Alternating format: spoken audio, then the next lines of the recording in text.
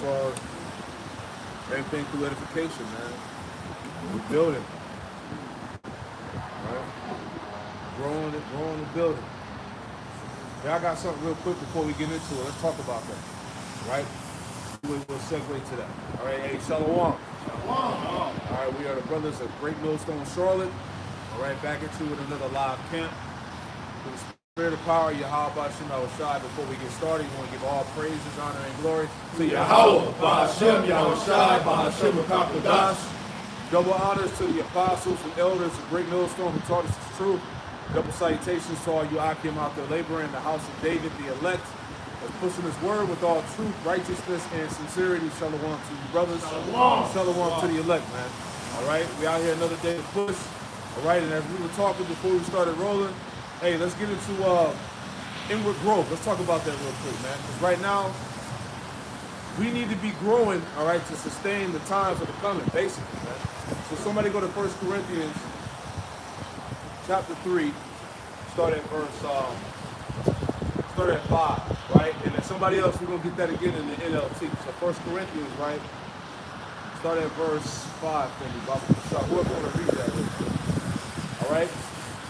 Because that's what it's all about. Growing in this thing, man. You know? So they're able, because in the end, we need to have all we need to have through this wisdom, knowledge, and understanding to survive and sustain these times, man. That's why the Lord commanded us to come out here and push this gospel and to build up the elect. Right? So let's just touch that real quick. So 1 Corinthians chapter 3 and verse 5. Who then is Paul and who is Apollos, but ministers by whom ye believe, even as the Lord gave to every man. Right, because what? The Lord gave every man what? His portion. His talent and what? That enables that individual to forward the business. Right? So we've all been given them portions, those different talents, all right, to push this truth, all right, this gospel. Read on now. I have planted, Apollos watered, but the Most High gave the increase. Right, you see? Read that again. 1 Corinthians 3 and verse 6. I have planted, Apollos watered, but the Most High gave the increase. Right, so really, what we're doing in the spirit is we're planting that seed in the mind of that specific individual, but really, it's up to Yahweh Ba'Shem Yahushai to allow that seed in that individual to grow. He's the one that gives the increase, right? Go ahead. So then neither is he that planted anything, neither he that watered, but the Most High that gave the increase. Yeah, see, it's the Lord that gives the increase, man. Right? The scriptures talk about how to let every man be persuaded, be fully persuaded in his own mind, but ultimately that's through the Lord. Right? So all growth, what's that word growth, goes back to Tazamak. All right? Going back to inward growth through the spirit, man. Right? Go ahead, Al. Now he that planteth and he that watereth are one, and every man shall receive his own reward according to his own labor. Yeah, every man's going to receive his own reward according to his own labor. That's why we say, hey, utilize what you got, especially right now, man. Go as hard as you can. Right? Work at your own salvation. That's it. Every brother got to pull their own weight to make sure you take on that chariot. That's it. That's it. Read that in the NLT, the same verses. Somebody hold 1 Peter 4 and 11. This is 1 Corinthians chapter 3, verse 5 in the NLT. After all, who is Apollos? Who is Paul? We are only Yahweh Ba'Shem Yahushai's servants, through whom you believe the good news. Yep. Each of us did the work the Lord gave us. Yeah, each of us did the work that the Lord gave us. Going back to what I was saying about the talent that we've been blessed with, man. The portion of the spirit. Go ahead. I planted the seed in your hearts, and Apollos watered it. But it was Yahweh Ba'Shem Yahushai who made it grow. You see that? We planted the seed in your mind. Right? We're doing what we're supposed to do. We're giving you the truth. So we planted the seed in your heart. But what did it say? Read it for me again. 1 Corinthians 3 and 6. I planted the seed in your hearts, and Apollos watered it. But it was Yahweh Ba'Shem Yahushai who made it grow. Yeah, it was the Lord that made it grow. Right? Growth comes from the Lord, from the Spirit of Yahweh Ba'Shem Yahushai. Read on. Verse 7. It's not important who does the planting or who does the watering. Right. What's important is that Yahweh Ba'Shem Yahushai makes the seed grow. Right, that's heavy. That's what it's about. It's not about who planted it, who watered it. It's about Yahweh Ba'Shem Yahushai that allows that seed to grow. That you grow, ultimately, man. Because, hey, we're growing to withstand that evil day. That's what it's about.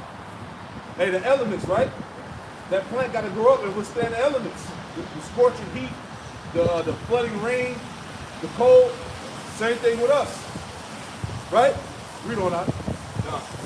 Verse 8. The one who plants and the one who waters work together with the same purpose. Yep.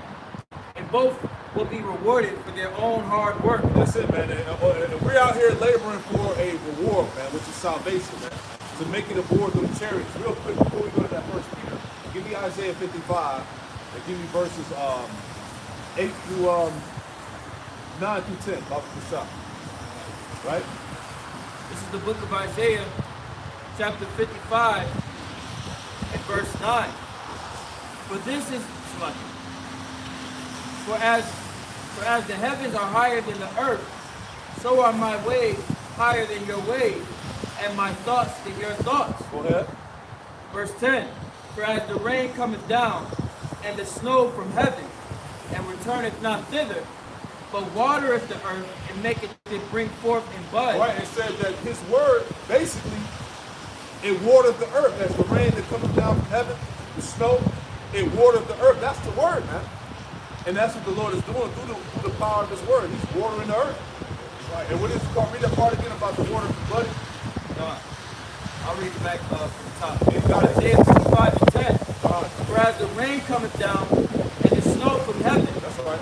and returneth not thither, but watereth the earth, and maketh it bring forth and bud. Right, that's why, hey, what you see what's going on right now.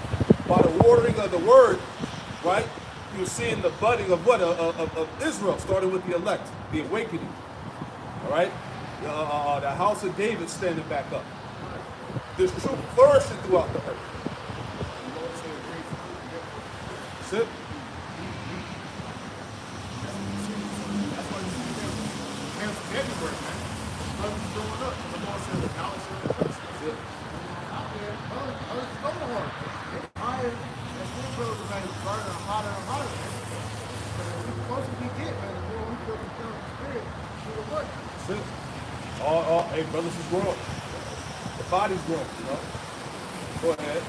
Continuing on. That it may give seed to the sower and bread to the eater. Yep. Verse 11. So shall my word be that goeth forth out of my mouth. It shall not return unto me void, but it shall accomplish.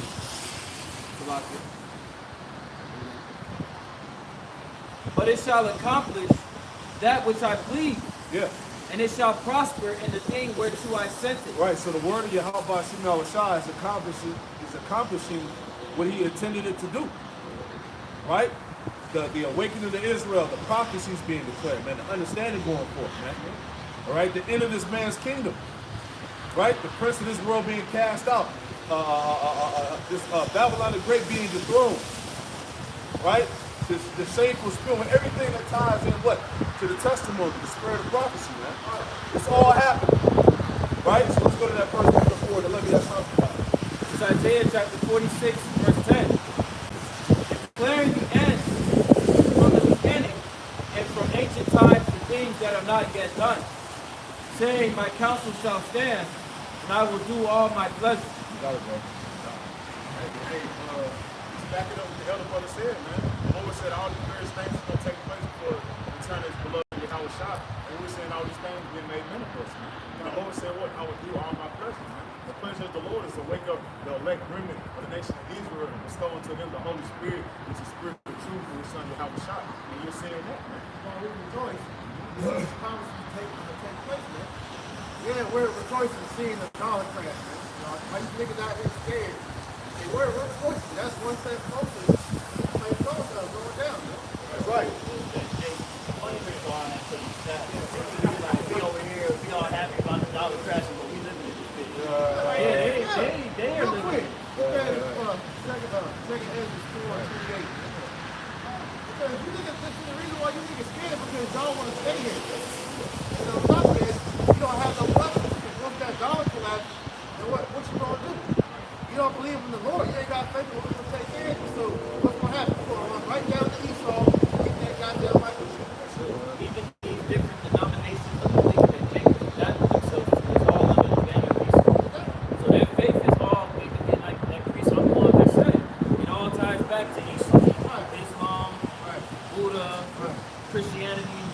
all going to snare them to go back to the source. Because what's happening with the WEF, you said that point about the religions, all of them are pretty much, they're coming together to become one world religion. Man. You know, they said they want to pretty much bring all the religions together, which is really one religion under Satan. Man. That's why you got Islam, you got the Muslims, the Indians, you know, all of them are coming together under the banner of Satan. Man. You know, when you come to it, they're showing you that all you niggas that got your beliefs, all of you are gonna fold and go back to Esau's government, man. Let's say go.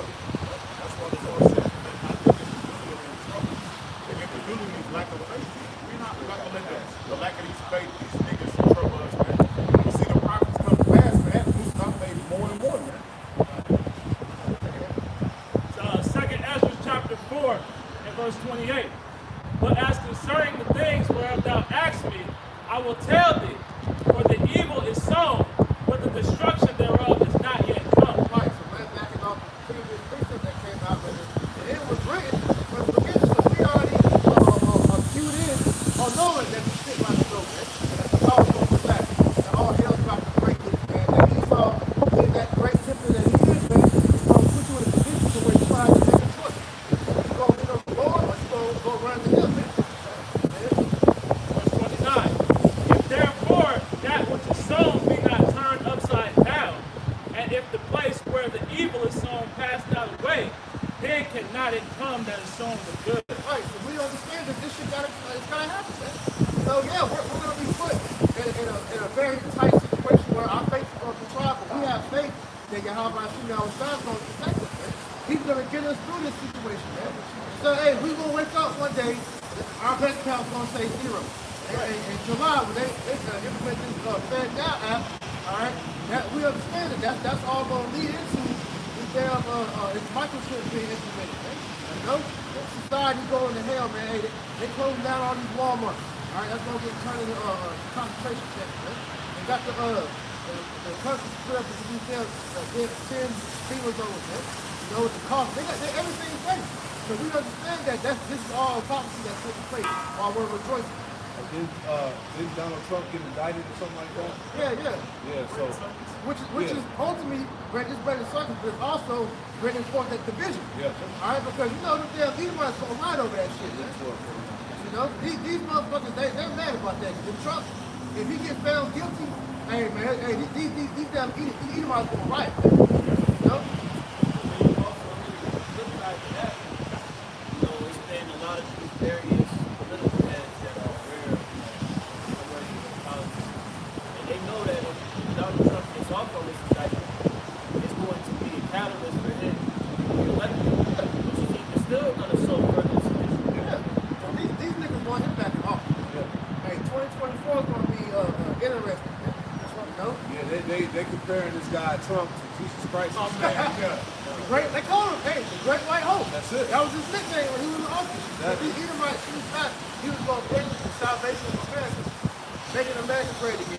Yeah. This video, like, he was praying to Donald Trump, but he was about to get arrested. Exactly. So this guy Trump is like the savior for America in this current campaign for 2024, man.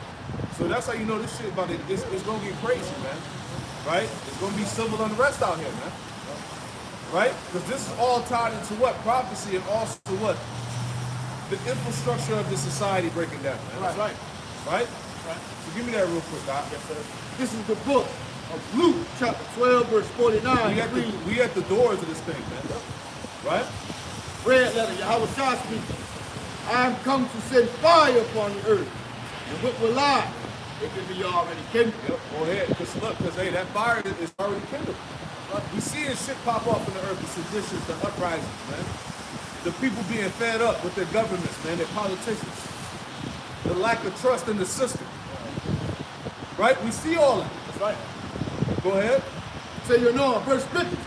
But I have a baptism to be baptized with, and how am I straight till it be already accomplished? Go ahead. Verse 51, suppose ye that I come to give peace on earth? I tell you nay, but rather division. Right, so ain't no peace coming. Everybody got this, everybody has these high expectations of Donald Trump, what he's gonna do, because hey, he's on the platform and he's telling the world a lot of true shit. That's right. A lot of true things, you know, as far as America being the laughing stock of the world. right. The economy is crashing. The inevitable of World War III. That's right. Right? So he's telling these people things, but in the back end, it's like he's also saying that, look, he's the guy that's going to be able to stop all this. Right? So ultimately, once again, the Lord has these Edomites under that strong delusion. Right. That pride, man. He's gonna bring back the greatness of the country. Right. If you see these last 3 years, man, Joe Biden has drove this bitch to the ground. Yeah. So they looking at Trump like, yo, please help bring us back to the former glory that we once had, man. Yeah. Hey, they blame Manly Jake for putting this nigga in office. And you seen all the shit that he's done to nasty people, Yeah. with the whole gender bullshit, Yeah. you know, the economy, everything. He's fucked the whole country up. Here it is. You on the brink of homelessness, World War III, the economy crashing, and what's the highlight of these people's agenda? Is to change genders. Hey. That's on the front seat right now. While all this hell breaking loose in America, they're focusing on changing the gender of little boys and little girls. They interviewed him, and they asked him, everybody else, 75% of America, it pretty much doesn't agree with what direction that you brought America. So what is your answer for that? He was like, nothing. He said, hey, the work has spoke for itself. You know what I'm saying? Because he was set up by the elites to forward the agenda, to bring the chaos and dysfunction, man. So when this shit crashes out, guess what? New world order. Order out of chaos. Run to the government for the solution, for the help. They created the problem. Because it's going to be pretty much, like I was listening to Elder Prashad last night, man, the 2024 election ain't going to be like how you niggas thought it was, man. Ain't going to be no go cast your vote. I might be like a dictatorship, man. Whoever they put up in there. You gotta think about it. The prior election, there was a lot of talks of coercion and rigged elections and food. So they have the means to say, oh, we gotta tighten the way how we go about the election polls. We're gonna structure it a little bit better so that we can control any type of It's going to be chaotic. But when we get towards those elections, it's going to be so chaotic. Who's to say they won't come up and do an excuse like that? Well, since shit is out of control, we really can't get the votes in. We're just going to put somebody in that mode. You know? Hey, look, but it's getting to that point where it's going to be something crazy. You already know. Yeah, go ahead. First Samuel, also Samuel chapter 2 and verse 3. It says, talk no more so exceeding proudly, let not arrogance come out of your mouth, for the Lord is a power of knowledge, and by him actions are weighed. Yeah, that's it. First Samuel 2 and 3. Talk no more exceeding proudly. That's what he saw him, man. Like the other brother said, man, you up with Donald Trump, this red ass as Messiah, man. And a great white hope. That's the thing with the crowd. That's how you know who's Esau Edom. Let not arrogance come out of your mouth. And that's all you see out of Esau, man. Let the arrogance come out of his damn mouth, man. Like the brother said, they asked him about what's up with these things that you're bringing forth, as far as since you've been in office. And you feel like you're doing something righteous, man. He's done a great job. Yeah, that's He has done a great job. Yeah, he fucked the country up. yeah, he's done a great job in our eyes, but the view of these other Edomites he brought forth the vision, which is beautiful, For the Lord is a God of knowledge, For the Lord's God knows it. and by him our actions flock. And by him actions are weighed. And this is why him actions are weighed. Right. The actions of Esau Edom are being weighed in the balance as we speak, man. That's it. Like you've been found lacking. Yeah, that's right. I'm about to get that. I got that. Got one more. Verse 4. The blows of the mighty men are broken, and they stumble, flock. And they that stumble are burdened with strength. This is Daniel chapter 5, verse 24. He's going to in ancient Babylon, what the Lord has sent with King Nebuchadnezzar the message. All right. This is Daniel 5:24. Belshazzar. It says, then And what's spiritual about that? That's Daniel, the 5th chapter, right? What's spiritual about that is that Belshazzar, that was the last reigning ruler of the Babylonian Empire. Right. So Because after that, he fell that night to what? To the Medes. Yeah, like I say, that very night, after he got the message, he went and was partying up and then got slain. Yeah. That's what's going to happen with Babylon. It's spiritual. And then which is further, I'm going to skip it one second. Go ahead. Daniel 5:24. Then was the part of the hand sent from him, and this is the warning. And it's spiritual. Are we not the hand of the Lord right now? Exalt the hand. That's coming through the prophets. Right. So they literally saw the hand, the writing on the wall, Right. so to speak. It says, and this is the writing that was written. Mene, Tekel, Upharsin. And this was the interpretation of the thing. Mene, God has numbered thy kingdom and finished it. Hey, Yahweh Shema Shah has numbered thy kingdom and finished it. And they saw the same message about 4 or 5 years ago. I was going to say that. You see what I'm saying? When it was messing with that CERN shit, opening those portals and all that, there was at least saw that same message from the Lord about 4 years ago. Yep. Most High has numbered Esau's kingdom and finished it. Yep. Tekel, thou art weighed in the balances and are found wanting. Yeah. And it said that the elites were terrified. Right. That proves to you, James, 2 and 19, the devils also believe in tremble. Right. Because when you go into that word wanting, it means lacking. What is this place lacking? It's lacking the judgment of Yahweh Shema Shai, man. Because when you see everything that's going on, man, this place is totally satanic. And we got all the past prior knowledge of what happens when a kingdom goes against the Lord. The Lord brings fierce judgment upon it, man. And Egypt, Sodom and Gomorrah. Okay, all the prior captivities that Israel was in, all got brought down because of their wickedness and what they've done to the children of Israel.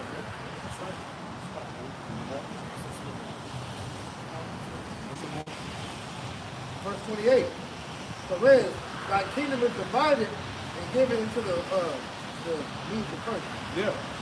So Right now. it's divided right now. And it's entering into this transition. You saw the end of the world, nigga. Yeah. Beginning of the But also you can say it's divided because look, Edom, you got Edom against Edom. America versus Russia. You know, I think 19 two times. Because you got these Edomites going to war with each other, man. All these world wars that Esau, pretty much going back through his history. All these Edomite kingdoms, they brought each other down, man. You know, Rome, Egypt, Greek, you know, Spain, French, England, America, it's all because of Edom fighting for power amongst themselves, man. That's written in Revelation 6 and 4. That red horse, they would make war against themselves. It's going to honor amongst thieves. At all. You know? Go ahead, put whatever scripture you got. Bring it out. This is Isaiah, Isaiah chapter 19 and verse 2. It says, and I will set the Egyptians against the Egyptians. They shall fight everyone against his brother, and everyone against his neighbor, city against city, and kingdom against kingdom. That's what we see, man. Egyptian versus Egyptian, man. Now, all these Edomites were different political views and beliefs, man. Clashing. Conservatives, Democrats, Republicans, liberals, and all of that shit, man. Right? And right now, the main thing that's being painted is that you fucking liberals are out your damn mind, man. Hey, the Democrats and liberals on the forefront of what? The Satanism, the Transformers losing their fucking minds. All the this weirdo shit that's going on, it's being pushed by the so-called liberals. Right, the so-called left. The left hand, Hey, right? I'm going to show you that. You know? But it's all bread and circus, it's all theater at the end of the day. Because the so-called right side, they're with the bullshit too. Exactly. But it's all, like you say, it's all for show, man. It's all for show. See, hey, they are the two wings of the same bird, as the brother said, man. Yeah. You know? They got that saying in the world, like birds of a feather flock together. Yeah. All you Edomites, man, you're all fucking satanic weirdos, man. That's it. Bunch of moles, man. Because on one hand, you got the ones complaining that the moles, they're doing too much. But then on the other hand, behind closed doors, you're doing the same thing. You're still abducting children with these weird ass fucking sex acts to them, child sacrifices, man. You're no different. Right. You're still putting these people in positions of power, Secretary of Health, all this crazy shit. You allow them to have jobs in schools and shit, teaching kids, right? So Esau, he's the perpetrator, man. He's in the forefront. He's spearheading. He's the one that's funding all of this bullshit. He's sponsoring all of this chaos and dysfunction that's going on in America. Right. But one Right. like you said, you be mad about transgenders bringing children, and then lobbying decide, well, we don't want to bring them to school, so let's do birth control. Come on, man. This place I guess gotta I'm go. seeing the difference. That's it, man. Go ahead, bring it out, brother. So the definition for liberal, now in the dictionary, they marked it as an obsolete definition, but it says lacking moral restraint. You know, so that's what these liberal parties, they lack the moral restraint. That's why you see them, fully consumed in their lust, man. Yeah, that's why the society is corrupted, man. That's why everything about the society is corroding away. Get that in Isaiah 14. Right? Right, Isaiah 14, where it talks about how basically the Lord is breaking down this man's society. Right? How the worms shall cover thee. All right, Isaiah 14. You got it? This is Isaiah chapter 14. And Start at 9. yeah, I'm sorry. Isaiah 14 and 9. Help from beneath is moved for thee to meet thee at thy comfort. Right, what does that hell represent? Esau falling out of power. Right. Right? Go ahead. It stirred up the dead for thee. What is the dead? The other nations, the heathen. And that's exactly what the Lord is doing in the spirit. He's stirring up the dead. These nations are ready for war. Joel chapter 3. Wake up the mighty men. All right? Cause them to come up. Okay, go ahead. Even all the chief ones of the earth. Yeah, even all the chief ones of the earth, the kings of the east. All right? Russia, China, all right? North Korea, Iran, Saudi Arabia. If I can make mention to that, just to add to the economics, because we know that the trade wars lead to real wars. They're now developing a counterpart to the SWIFT. Remember back when Russia had those sanctions placed on them, they got chopped off the SWIFT banking system. But now the BRICS Alliance is developing its own banking system called CIPS. And it's supposed to pretty much be a counterpart to the SWIFT banking to allow them to trade and delegate amongst one another, free from the SWIFT banking. Add to that too, with the oil, the gas or whatever. Whenever Saudi Arabia and all them started dropping the dollar, they pretty much cut America off. You got by a certain date to where it's different dollar. Right. Over here, pretty much they gas skyrocket. So they the prices of everything go up. Like you said earlier this week, you think the place is bad now, man. Just wait. Right. Hey, once the deadline is hit and America can't buy the oil and shit no more, man, it's gonna get terrible over there.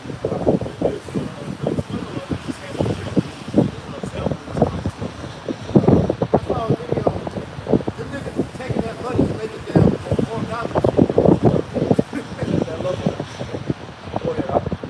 Continuing on, verse 9 in the letter. It hath raised up from their thrones all the kings of the nations. Verse 10. All they shall speak and say unto thee, art thou also become weak as we? Right, exactly.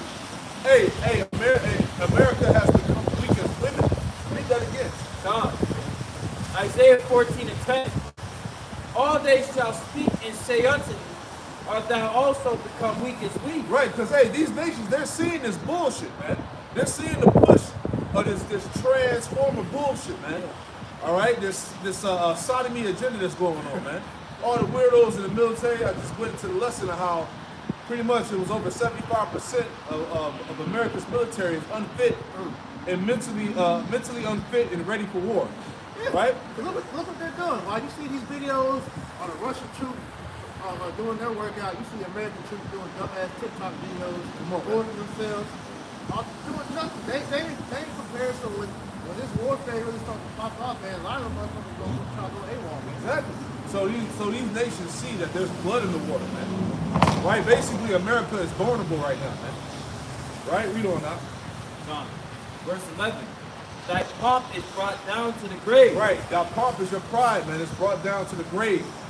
Read on. And the noise of thy boils. The worm is spread under thee. Yeah. And the worms cover thee. Yeah, where it talks about how the worms, the worms are spread under thee, the worms cover thee. That's going into what? The corrosion, the decay. So we see Babylon, which is America, spiritually decaying right now, man. Everything about this place is fucking falling This apart. place is imploding, man. Come on, man. On every aspect you could possibly relate to, man. This place is going under. That's the way they how about you know what's work, man. It's no fun. You know the Lord is he likes theater, man. He likes drama, so he can easily just snap his finger and bring down Babylon at once, man. But he wants to draw it out, man. All the dysfunction that's going on and the chaos, confusion, it all goes back to what? The plagues. Yeah. Did not the Lord plague ancient Egypt before he brought it down? It was getting plagued internally first. That's what's going on in America, the dysfunction, man. The sodomy, the transformism, the confusion, the different diseases. People proud as hell, got demons on them and shit. All types of shit going on, mass shootings, the breakdown of the banks. We can keep going, man. That's the plagues. And they're all coinciding with each other. The past few shootings have all been damn transformers, man. But then you're gonna have that nasty, stupid nigga bitch go on TV talk about some damn the trans people and they're under attack. These niggas that's going to shoot them. Right. We can't call them trans. They Decepticons. They have evolved. Exactly. And meanwhile, the president at hand, the one that's in the office, the nigga got dementia. He don't even know where he at half the time. Then your former president just got indicted. Shit looking bad right now, man. They talking about some we want Biden's opinion on the shooting. They go to this nigga talking about ice cream. Come on, man. He ain't getting ice cream today. This shit is all around throughout here, man. But that's the Lord. That's the Lord doing this, man. The GNT for the Isaiah 14:9. Beautiful. It reads, the world of the dead is getting ready to welcome the king of Babylon. See, the world of the dead is getting ready to welcome the king of Babylon. That's the other heathen nations. Wake up the heathen. Wake up the Gentiles. Let the mighty man come up. World War III. Go ahead. The spirits of those who were powerful on the earth are stirring about. Yeah, the spirits of those that are powerful on the earth are stirring about, and that's the Lord using the angels to do so. Right? They prepare, like you said, because they smell blood in the water, man. That's it. The best time to attack the enemy is when he's weak. Exactly. You know, in America, it's put in the forefront they use it. Normally, you go with the order for you. You want to hide it. America's just like, yo, here. Yeah. But the internet was Esau's biggest threat. So they're openly showing the world how weak they're becoming. Exactly. It says, the spirits of kings are rising from their thrones. They call out to him, now you are weak as we are. Yeah, see that? Putin, All of them. They talking. what's his name? Everything Yeah. They talking big shit. They got the alliances now. They got the alliances. They got the BRICS. Right? They doing business and trade now. They're getting rid of the petrodollar. So these nations like, look, you weak now, man. Right, and what you gonna do about it? It says, you are one of us. You are one of us now. You used to be honored with music and harps, but now here you are in the world of the dead. Damn, homie. You was the man, homie. Yeah. What happened to you? Right. That's why you get to that golden city, right? Exactly. Everybody wanted to come to America, right? Exactly. It says, you lie in a bed of maggots and are covered with a blanket of worms. Woo! See, you lie in a bed of maggots and are covered with a blanket of worms. That's decomposed. That's corrosion, man. Decaying away. That's what's happening to this society because as I always going to, we live in a spiritually dead society, man. Everything about the society is the promotion of death. Right? If I can add to that, another element of that is the infrastructure. When you look at like the roads are done. When you look at the power plants are they're past they've lived past their longevity. Sewer system. Even when you go out to like places in the desert land, like the Arizona, Nevada, the supply of the water that they have coming from the Hoover Dam is drying up. You know what I'm saying? So that water supplies millions of people. You go to your major city. It's tent city. Every major city has a damn tent city, which is homeless. You got even DC on the sidewalk. Yep. Hey, add on to you just going into Elder Apostle Gabar did a lesson like 5 years ago, 6 years ago, somewhere around that lines. And he went into the infrastructure of America. Right. And it was a grading system. And all that shit was A's and F's. But that's It's on purpose. the bridges, the bridges, the highways, all that shit, man, they haven't been maintained. So, hey, the Lord can send an earthquake or some shit. Highways is collapsing. People are getting swallowed in the earth because everything, the infrastructure is all fucked up. You know? And like I said, it's done on purpose. 'Cause it's a term called planning obsolescence, which pretty much, we did a lesson on this last week, but Esau purposely weakened and made everything pretty much cheap to break down on purpose so he can go back and continue to make money off of it. Exactly. You know, so this nigga is really fucked his kingdom up awful place. It's really the elite. Right. And another point before we get the scriptures as well, going back to the infrastructure. All that money that America's supposed to have, number one, they don't got, and the money that they do are printing out of thin air. It's all going towards the war. Exactly. So everything else is second hand now. You know what I'm saying? I can make one more point. Going to what Quan Walker just read, they was talking about China.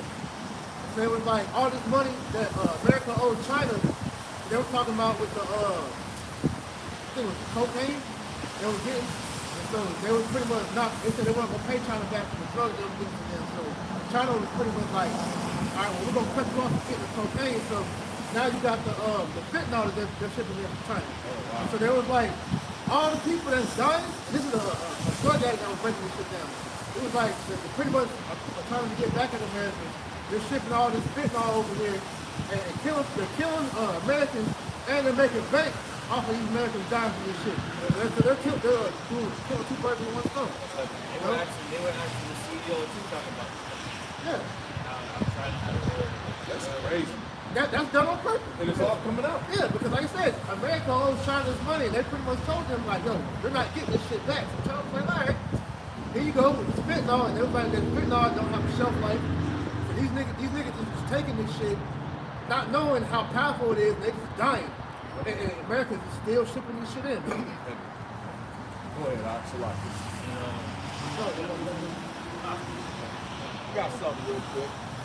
Because as the elders and all the brothers is going into, you see that this place here, man, is pretty much coming to an end. You know, there is no prayer that anyone can say to pretty much save this place, man. Right. See that? And I want to grab a nautical definition for the word bitter end. It means the bitter end is a nautical term. The bit end, or bitter end, refers to the final part of the anchor rope near where the rope is fixed to the ship's deck, used to mark with colored rags. Right. The bitter end gets its name from ballers or bits, decks to which the anchor rope was tied. When the sailors lowered the anchor, came across the rags or the bit end, they knew there was no more rope left, meaning the water was too deep to set anchor. That's right. To go to the very end means to go to the very end or last few yards of the anchor rope. See that? And amen, when you look at this, right, we are at the pretty much at the end of America, man. You see that? You see the infrastructure falling apart, right? The people's minds are totally polluted, the air's polluted, the water's polluted, right? The money's going to be done away with. You see that? And even when you go back during history, like Rome, for an example, you know, it had a certain period, man. You see that? But guess what happened? That period always came to an end. And when you think about a rope or a line, it may seem like a long line, but it always has an end, man. Right. You see that? And we're approaching the end of this place. All right, number one, man. We always bring out history. And history always shows this, man. When society, the morality of society pretty much is at an all-time low, that society started going towards changing gender, you know, pretty much the decadence is at an all-time high, man. That always spelled out the end of the civilization of society. That's right. And every kingdom went that route. And it's funny because, as you know, this is Rome 2.0. America is literally taking the same route as Rome, man. That's right.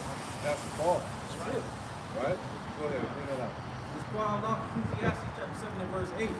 Better is the end of a thing than the beginning thereof, and the patient in spirit is better than the proud in spirit. Woo, better is the end of a thing. It's better for us. That's right. So we understand that this end, this decline, has to happen in order for the kingdom of heaven to be established. That's right. So better is the end of a thing than the beginning thereof. What was that last part again? It says, and the patient in spirit is better than the proud in spirit. And the patient in spirit is better than the proud in spirit, man. Hey, all we got to do is remain patient. Wait. Wait upon me. Just wait upon me, because everything that the Lord said was going to happen is happening. This is what he's doing to the daughter of Babylon. All right, so better is the patient in spirit rather than the proud in spirit, man. Look, the Lord's going to justify us. Everybody thinks crazy. We were talking about the end of the world. Everybody's like, man, this nigga is bugging out. Exactly. Then all we doing is sitting back and watching everything gonna play out. So, like I said, we're going to have the biggest I told you so ever in history. If I may add, that's why Scripture says Esau is the end of the world, and Jacob is the beginning of it that follows. So we actually desire to see this place fall apart, man. We rejoice in this. Everybody crazy about something. Yeah. They crazy about chopping their rods off. They Right. crazy about Satan. We crazy about righteousness. We crazy about Yahweh's return. Kingdom. I'm crazy for that. I would be crazy for that. Everybody crazy. We're fanatics, right? Yeah. With fools for y'all. That's it. You got it, brother. So, Revelation chapter 3 and verse 10. Because thou hast kept the word of my patience, I also will keep thee from the hour of temptation. So, hey, there's some kickback right here, man. The Lord said, because you are patient, I will keep you from the hour of temptation. That's a trade-off. Woo, I'll take that. That hour of temptation being the MOTP. Right. Because at the end of the day, man, hey, we took a gamble, but this gamble is going to pay out, man. Because these people, they put their chips in on this place, riding forever, man. And we're seeing that they're investing what people did, and you're going to lose that shit, man. Yeah. When Yahushua said, he said he was going to turn to us a hundredfold. So we are understood that. That's why we have faith. Right. So through all the hell that we catching right now, at the end it's going to pay off, and the kingdom of heaven is going to be established. That's right. Hey, Acts 14:22, that we had to endure the tribulation in order to receive the kingdom of heaven. Right? So the payout is going to be big. Hey, the hell with this world, man. Right? This shit got to go. This world is not in alignment with the Most High. The Most High ain't got nothing to do with this world, man. It's not in alignment with nothing. Like I said, you got logic in attack now. You can't even be logical. Right. Like I'm saying, you got a term called mathematical racism. But niggas is saying it's racist to say that 2 + 2 is 4, bro. Yeah, that's really an argument, man. No, like they're saying that's like arguing is water wet. Like you got niggas that literally will do that shit all day. But that goes back to Isaiah 19 and 14, that the Lord has mingled a perverse spirit. That's right. Which caused these people to be in error. Yeah, they drunk, man. Drunk as hell. That's All right. right, you got to precept out? What you got? Come. It's Revelation 3 and 10. Because thou hast kept the word of my patience, also I will keep thee from the hour of temptation, which shall come upon all the world to try them upon the earth. Right, so the hour of temptation is going to come upon all the world to try them. Right, what does that include? Jacob's trouble, the implementation of this micro C-hip, right? The dollar bill crashing out, the famines, right? A time of trouble, a time like no other. Right. It's going to try all the world, right? But the ones that endure, the ones that the Lord is dealing with, hey, the Lord said in Isaiah 65, get that. My servant shall eat. Isaiah 65, verse what, 15, 16, somewhere in there? All right, because we got our hope in that, man. Right? Isaiah chapter 65 and verse 13. Therefore, thus saith the Lord power, behold, my servants shall eat, but ye shall be hungry. Come on, man. The Lord said, my servants. Everybody's not the Lord's servants. That's right. Right? So he said, my servants shall eat and have drink. In the midst of what? Famines. A lack of water, a lack of resources, man. You see what's going on with the water? All right? You got poison in the water. You got all these damn toxic chemicals. Just trains just falling off the goddamn tracks all over America, man. That's right. Every week. They did a bad. All the trade railroads that happen, all the outside parts of the country. And it's a strategic plan, so they can gradually, because they got the legislation where they can deem something polluted, and and they can start doing the same thing they done in what is it, Ohio, what's it called? Palestine Heights. They start taking the residents out of that city and relocating them. And they relocate them to get to smart cities. This is a strategic plan by Esau, man. If you watch movies and shit like that, why you watch certain movies and they be like, we gotta go to the outskirts where man never dwell. In the outskirts it be polluted ass towns and shit, water and shit be all fucked up. That's what he's doing right now. They're really about to make the hump. Yeah. Thank you, that's all. I watched the movie The Road last night, and where was they trying to go? They were trying to go to the outparts. They were trying to make it to the city. You know, so Yeah. That's the term Esau calls. It's called a polycrisis, man. Yeah. Meaning you have multiple crises going on at the same time. Right? It's all strategic. you got money, you got damn shooting. Yep. Everything we've been talking about, all pretty much since we've been out here, man. Yep. These are all things that, and the nigga predicted, Carl Schwab said this shit was gonna happen. You know? Yeah. And they need these things to happen so people can't be focused on one thing. Because when you got all these different crises going on, all these different distractions, it keeps the people in a state of confusion and distress. Right? I think they got the WWF and UFC back there. You already know about that. Hey, you got Dana White, you got that slap lead. Yeah. You get losing brain cells and shit. Apparently you're slapped. A lot of crazy shit going on. Hey, well, it's funny because America about 2 days, y'all about to start about to smack America like this, man. Real quick. Priest had brought out how the majority of these train derailments are happening around the outskirts of the states. Now, last year, the Supreme Court, they ruled that border agents can unconstitutionally enter your house. They can do warrantless assaults and invasions. And it's all in a 100-mile radius on the outside borders of the United States.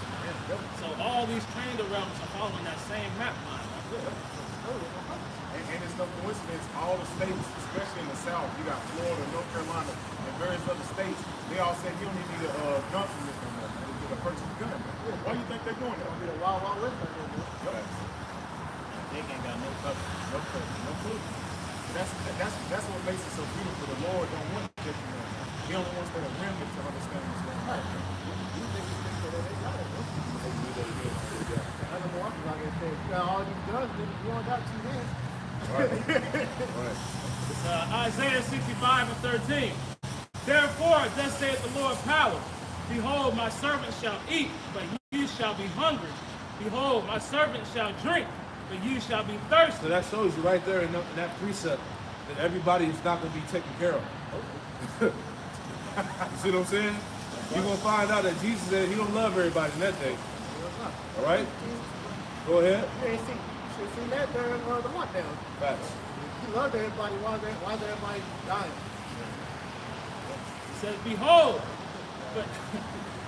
my servant shall rejoice, but ye shall be ashamed. Yeah, my servant shall rejoice, but ye shall be ashamed. That's crucial, man. In a time of what? A famine? All right? Pestilence? Calamity? His servants are going to rejoice, have food and drink, raiment, covering, shelter. Go ahead. Behold, my servant shall sing for joy of heart, but ye shall cry for sorrow of heart, and shall howl for vexation of spirit. Hey, you niggas gonna be out there howling and crying like a woman in travail. Like a woman giving birth to a baby, man. That's how niggas gonna be in that time, man. Right? Say that Be like women, man. It's gonna be hey, when we telling you it's bad times, it's gonna be just that. We can't even put it in words. This is the judgment of the power, man. Right? Because the Lord said because you despise wisdom and knowledge, he gonna despise you. Right? Go ahead. Verse 15. And ye shall leave your name for a curse unto my chosen, and for the Lord power shall slay thee and call his servants by another name. Exactly, because the Lord ultimately is going to take care of the servants, guys. He's going to take care of the elect, the remnant. Hey, Jacob's trouble, right? It should be a time of trouble, but he should be saved out of it. The elect, right? Go ahead. Whatever y'all brothers put them up. Yeah, whatever. Oh, we finished that? You want to finish it? Yeah, let's get some more of that and we can get back to this stuff. Talk to the Spirit. Isaiah 14 and 12. How art thou fallen from heaven, O Lucifer? Right. How art thou fallen from heaven, O Lucifer, man? All right. Was it talking about angels rebelling against God and getting booted out of heaven? Most High keep the angel off the cloud, kick Satan off the cloud, watch him fall down to the earth. Right. And you hear the list of bad arguments nowadays. Why ain't the Lord just killed, why ain't the Most High just killed Satan instead of Jesus? Yeah. Don't understand it, man. You know, the Lord created the good and the evil for his purpose, man. Right. Right. Yeah, but according to Christians, Satan got Spartan kicked out of heaven and fell down to the earth. Yeah, Satan in the earth, got in the arm, about to go back up Come on, and try to man. take the most high. Satan trying to get vengeance on the Most High. The lightning bolt kick. You know what I'm saying? Right. Got to be united. Right. Take your heart. Right. But it just show you the Lord ain't dealing with them all, man. You know, why people have that state of mind, you know, see, these secrets were revealed unto the prophet. Right. Everyone is not going to see this. Exactly. So let's read that again. Isaiah 14 and 12. How art thou fallen from heaven, O Lucifer? How art thou fallen from heaven? What is heaven? Power, rulership. Right? So the king of Babylon, that's Lucifer. He's fallen out of power. As we read the previous verses. Now the kings of the earth see that you as weak as them now. The playing grounds is evil, man. They're seeing your kingdom imploding from the inside out, corroding, decomposing, fading away. Right? Read on. It makes sense when you read into this verse. It's going to further expound on that. Right. How art thou cut down to the ground, which didst weaken the nation? How art thou cut down to the ground? Isaiah 47:1. Sit on the ground. There is no throne. That didst weaken the nations, man. They say what? America has lost its title as being a superpower. That's right. Jeremiah 50 and 22. A sound of battle is in the land and of great destruction. Yep. Verse 23. That's all you hear in the news.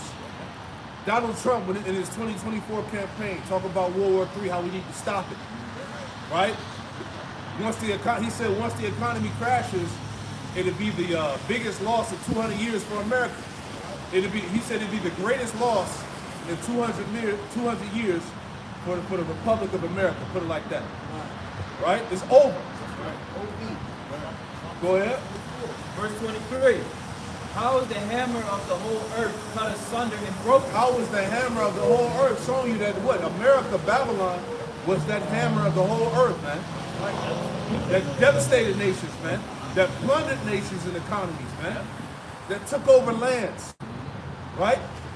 Established that Western way, the democracy, feminism, women's rights, pushed the so-called freedom.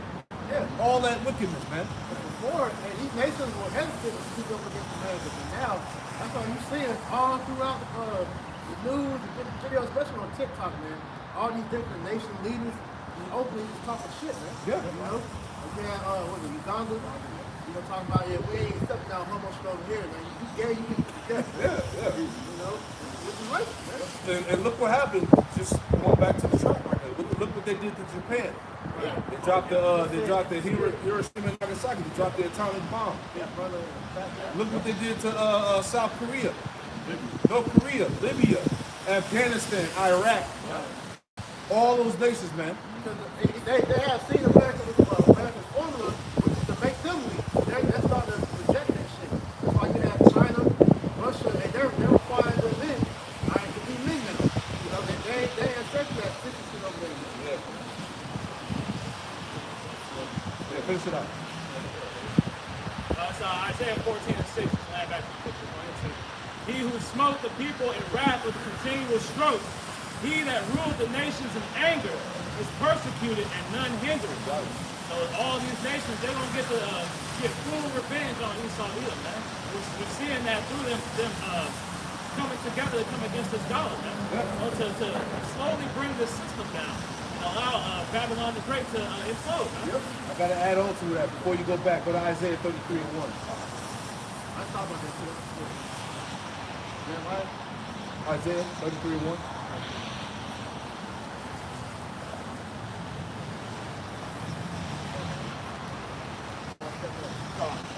This is the book. Yup. This is the book, Isaiah chapter 33, verse 1. It reads, woe to thee that spoilest, and thou wast not spoiled. Woe unto thee that spoilest, and that was not spoiled. Go ahead. And dealest treacherously, and they that dwell treacherously with thee. Yep. When thou shalt cease to spoil, thou shalt be spoiled. Yeah, when thou shalt cease to spoil, you gonna be spoiled. Go ahead. And when thou shalt make an end to deal treacherously, then it's like they shall deal treacherously with thee. Then they shall deal treacherously with thee. So that's the nations coming together. Obadiah, the first chapter. That those that were at peace with this place have laid a wound under thee, man. And it's going on what economically. See, every nation is what doing away with them dollar bills, man. They want to do business in their own currencies, man. Right? So we're seeing that transition of power. This place falling apart, going down. Back in Jeremiah 50, verse 24. Salakia. Jeremiah 50, 23 in the latter end. How has Babylon become a desolation among the nations? Yep. Verse 24. I have laid a snare for thee, and thou art also taken. Yeah, see, the Most High laid a snare for this place, man. You've been drunk through your pride, man. Right? You said that you would never see adversity, that you would be a lady forever. Right? Look what that boastful got though. You said the same thing with the Titanic. No, never fix the ship, and then what happened? That's just the thing. America is that fixing ship all over again.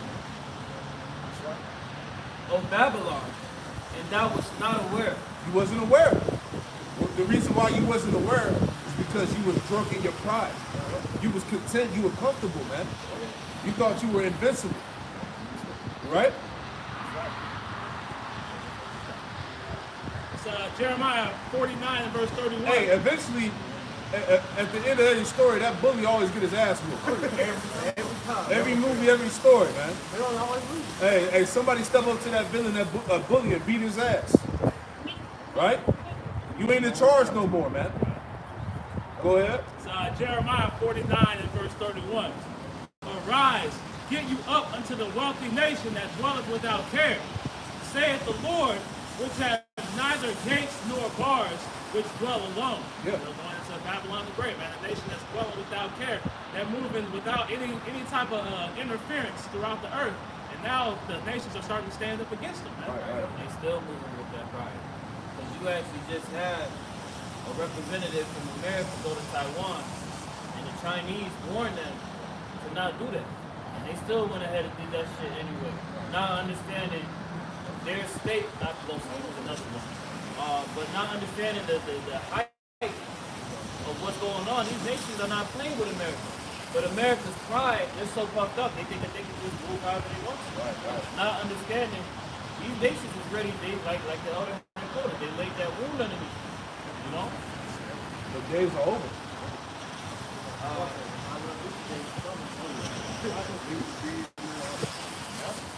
Continuing on, verse 24 in the latter end. Thou art found and also caught, because thou hast striven against the Lord Yahweh. See, you have been found and are caught because you have striven against Yahweh Shemel Rashad.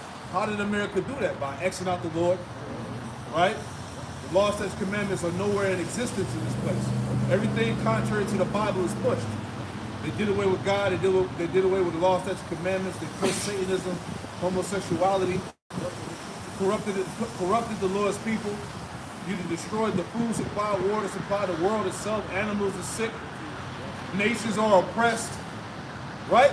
So the Lord sets you up for that ultimate demise, and we're seeing it play out right now, man. Right? Babylon's gonna fall, and the icing on the cake is what? The missile. Ain't no restoration, man. Ain't no politician that's gonna come in and help restore the core values and shit of this place, man. It's a done deal, man. Right. The money is done. Bring on the sea hip already, man.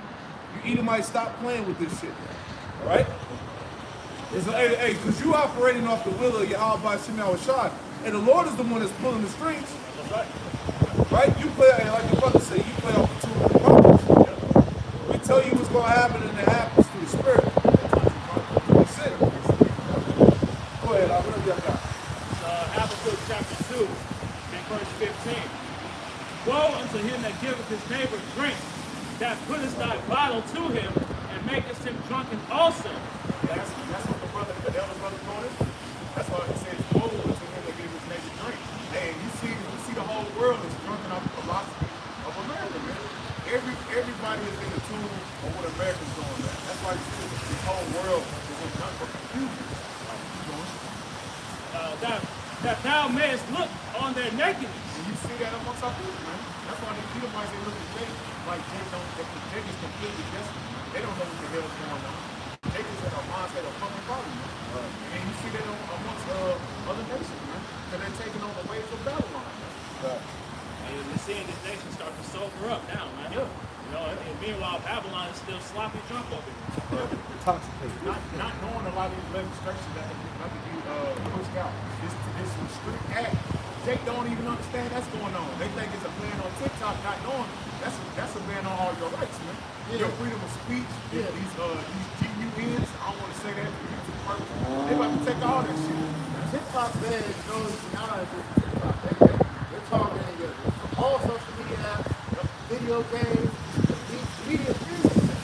Like the brother saying, man, that TikTok app is going to be one of the first steps to going your rights.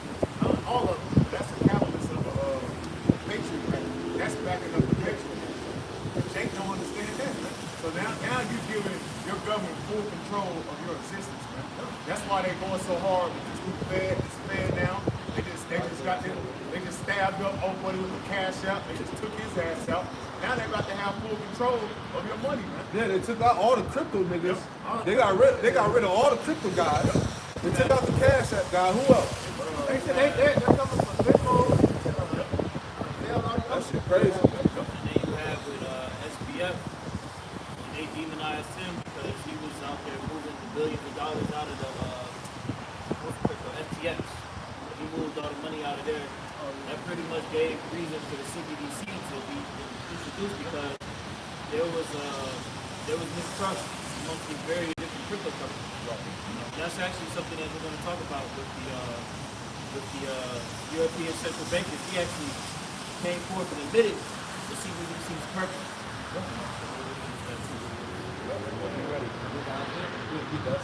Isaiah, also Isaiah chapter 10 and verse 1.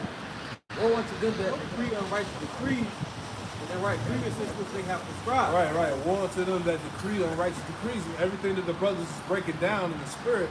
This is all unrighteous decrees.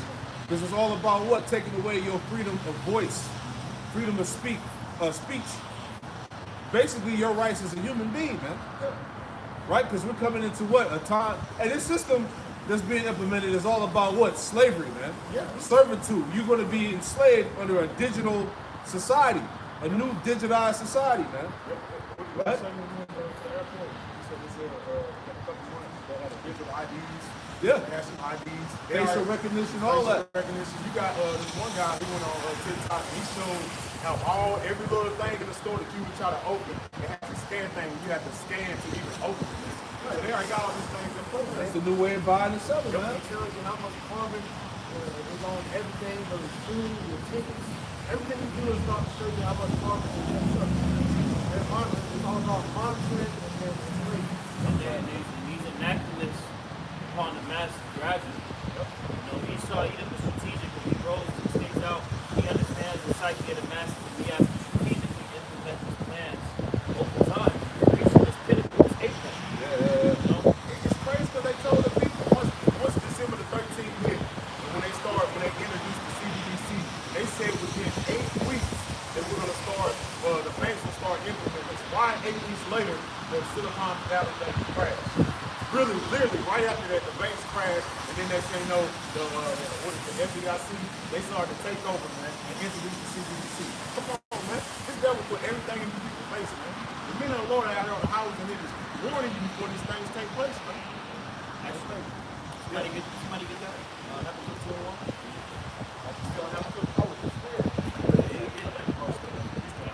It's Habakkuk chapter 2 and verse 1. I will stand upon my watch. I will stand upon my watch upon the tower and will watch to see what he will say unto me. And that's what we're doing, man. The men of the Lord are standing up on their watching, man. And we're telling you all these various things are about to take place, man, before they spring forth, as we go on Isaiah 42:9. We're telling you of them, man. And we're telling you everything is going to line up with Bible prophecy before they happen. We're giving you a breakdown and a rundown before they take place. Keep going. And what I shall answer when I am reproved. And the Lord answered me and said, write the vision and make it plain upon tables. And we're making it plain up on tables, man. Everything is lining up with Bible prophecy, making it plain so Jake can get the understanding, man. But that's why the Lord says, blessed your eyes to hear, your ears, blessed your eyes to see, your ears to hear. It's the Lord that got to be dealing with you to get the understanding anyway. Back to what we started with, you know, increase. Yeah. Increase in the growth in the body, man. All inspiration that you're doing, 2 Timothy, I think 3, it said all inspiration comes from how about you know? His reference in Isaiah 33:6, it tells us that wisdom and knowledge shall be the stability of our time. So we're going to need to have the understanding and the knowledge and foresight to navigate through all these perils that's coming. Because when this devil comes with it and he implements this infrastructure and makes it mandatory, which he's going to enforce harshness upon the masses of the people, a lot of people are going to freeze up. They're not going to be able to understand what is going on because they didn't take time to pay attention to the world and what was going on in economics, global affairs, and then too, they don't understand the spiritual implications of taking that implantable device. So when all the madness, chaos is created and generated, he creates the problem and then provides the solution. A lot of these people are going to run down to Egypt, and there's going to be that shame and confusion. That's why you hear niggas say, you know what, I don't be watching the news. I don't like to know what's going on. Right? You a prime candidate for these devils, man. That's Right? why the scripture said to gird up thy loins as a man. You gotta be willing to swallow that red pill and realize what the hell is going on. It's for your benefit. They have a term for that in the world. They call it the black pill. It's like it's doom and gloom. Everything is pretty much gonna come to an end. It's gonna be sad, man. So you don't understand the other side of the coin, though. After all this shit goes, then what? You know? He's had a woman that came out and said that she was ready to pretty much delete herself after she done watched the damn video or seen a damn news flash, and she said she didn't even want to watch the damn thing, but eventually she wound up doing it, man. You see that? She was ready to put herself to sleep. Right. So a lot of you brothers out there, when you do videos and stuff like that, church don't want to hear the videos. But like the brother Atazawan just said, that's why scripture says wisdom and knowledge shall be just like good at thy time. Right. So when these times come, Jacob's gonna put himself to sleep. Because like I'm talking about the fan, man, this devil is putting it out there. And I got breakdown of the Hegelian dialect. He says the problem, reaction, solution. So it says the agenda, starts with the agenda, which is the centralization of power. And it goes to defeat, manufacture terror threat, anti-Jesus, pressure on these states, and then the synthesis is removal of freedom, transfer of power to the few, which is all the stories, man. All right, taking the rights of the people, giving everything to the elite. This is Luke chapter 21, verse 26. Men's hearts failing with them, the fear, when looking after those things which are coming on the earth. That's right. So you can have a lot of people out here, they really start to see these things really ramp up. You can have people out here pretty much deleting themselves and destroying themselves, man, because they're gonna have all this fear on them, man. You see that for us and all my bizarre, when these things happen, we're gonna be all right, man. Yeah. Jake gonna be having heart attacks and all of that. That's why you gotta look good at the world. That's right. Go ahead. For show him also Proverbs 29 and verse 18, it says, where there is a division of spirit, people taking these heralds because they don't have the business. It says, it also goes back to the spirit. It says, but he that keepeth the law, happy is he. So the Lord will take care of his business. Yeah, so that vision pretty much is we know why these things are happening, and we can see past it. Because that's going to be the main reason why these people are going to give up. Because they think, because of what Esau told them their whole life, that, hey, once, if this society crashes, that everybody's just going to die. That's it. There's nothing after death. And that's what these people are afraid of. Man. And we understand that after this kingdom, all right, there's going to be another kingdom that's going to rise up, which under Yahushua, all right, we're next up the rule, like the bar quoted earlier. All right? Because the reason why these people, they're pretty much hopeless because they can't see that. They don't understand that it's more than what we see here. Man. America, this shit is coming to an end for our purpose, for our benefit. Man. Our minds are past. Our minds are past this kingdom, man. Right. You know, our people can't see past America. All they know is 9 to 5, getting taxed, inflation, baby mama driving, just living your regular ass life, man. Right? There's something after this. It's hell, man. Right? They know that. That's why they can fucking high off everything, man. Broke off everything, man. They're trying to escape reality. But the more and more this shit gets bad, man, them drugs, the alcohol, it's not gonna be able to mask what's really here, man. Yeah, get that. Isaiah 24. Strong drink should not be buried up to them, something like that. Right? You got Jake out here on this damn drug called Trank, right? Trying to escape trying to escape reality, man. You know, you can take a damn horse tranquilizer all you want, man. Either way, you're gonna be destroyed. You start praying and repent. See, everything got that shit. That fentanyl, it gotta be something with that fentanyl, man. Where they pushing that shit now, bro? It's crazy, bro. Go ahead. Isaiah 24 and verse 8.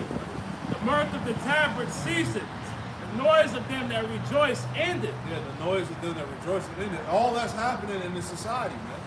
The Lord has taken away the mirth. He's taken away the allure of this place, man. Go ahead. The joy of the harp ceaseth. They shall not drink wine with a song. See that? You ain't gonna drink wine with this song, man. Go ahead. Strong drink shall be bitter to them that drink it. Right, strong drink should be bitter to them that drink it. You're not gonna escape. Drugs and alcohol is not gonna allow you to escape the realities that the Lord is about to bring upon you people. Yeah, this is why you see a whole bunch of people ODing like that, man. They're trying to get higher and higher to escape their problems, to escape reality. And the Lord is like, all right, you go back to the spirit world for a little bit. Right. Look at that. Right. Look at that. How you know it? That's it. You know? Colossians chapter 3, verse 1. If ye then be risen, Mashiach, seek those things which are above, where Mashiach sitteth on the right hand of Yahweh. That's the mindset you have to be in the latter days, man. Don't care about what's going on in earth, man. Let this shit go, man. It says, verse 2, set your affection on things above, not on things on earth. So that's why you gotta let America go. You gotta let Babylon go, man. Yeah, that's right on time. 1 John 2 and 15. Get that. Somebody read that in the NLT too. Right? Yeah, and this is the time where we detach, man. There ain't nothing else here. Right? This place is over with, man. You literally have nothing here. You look at how things are, man. Jake, if you're still out here looking for a woman or a wife, you might as well just give it up, man. These women they're too far gone, man. All right, your family, they're gone. Yep. All right, the money's going. Everything literally is through. So why not just go ahead and detach all the way, man?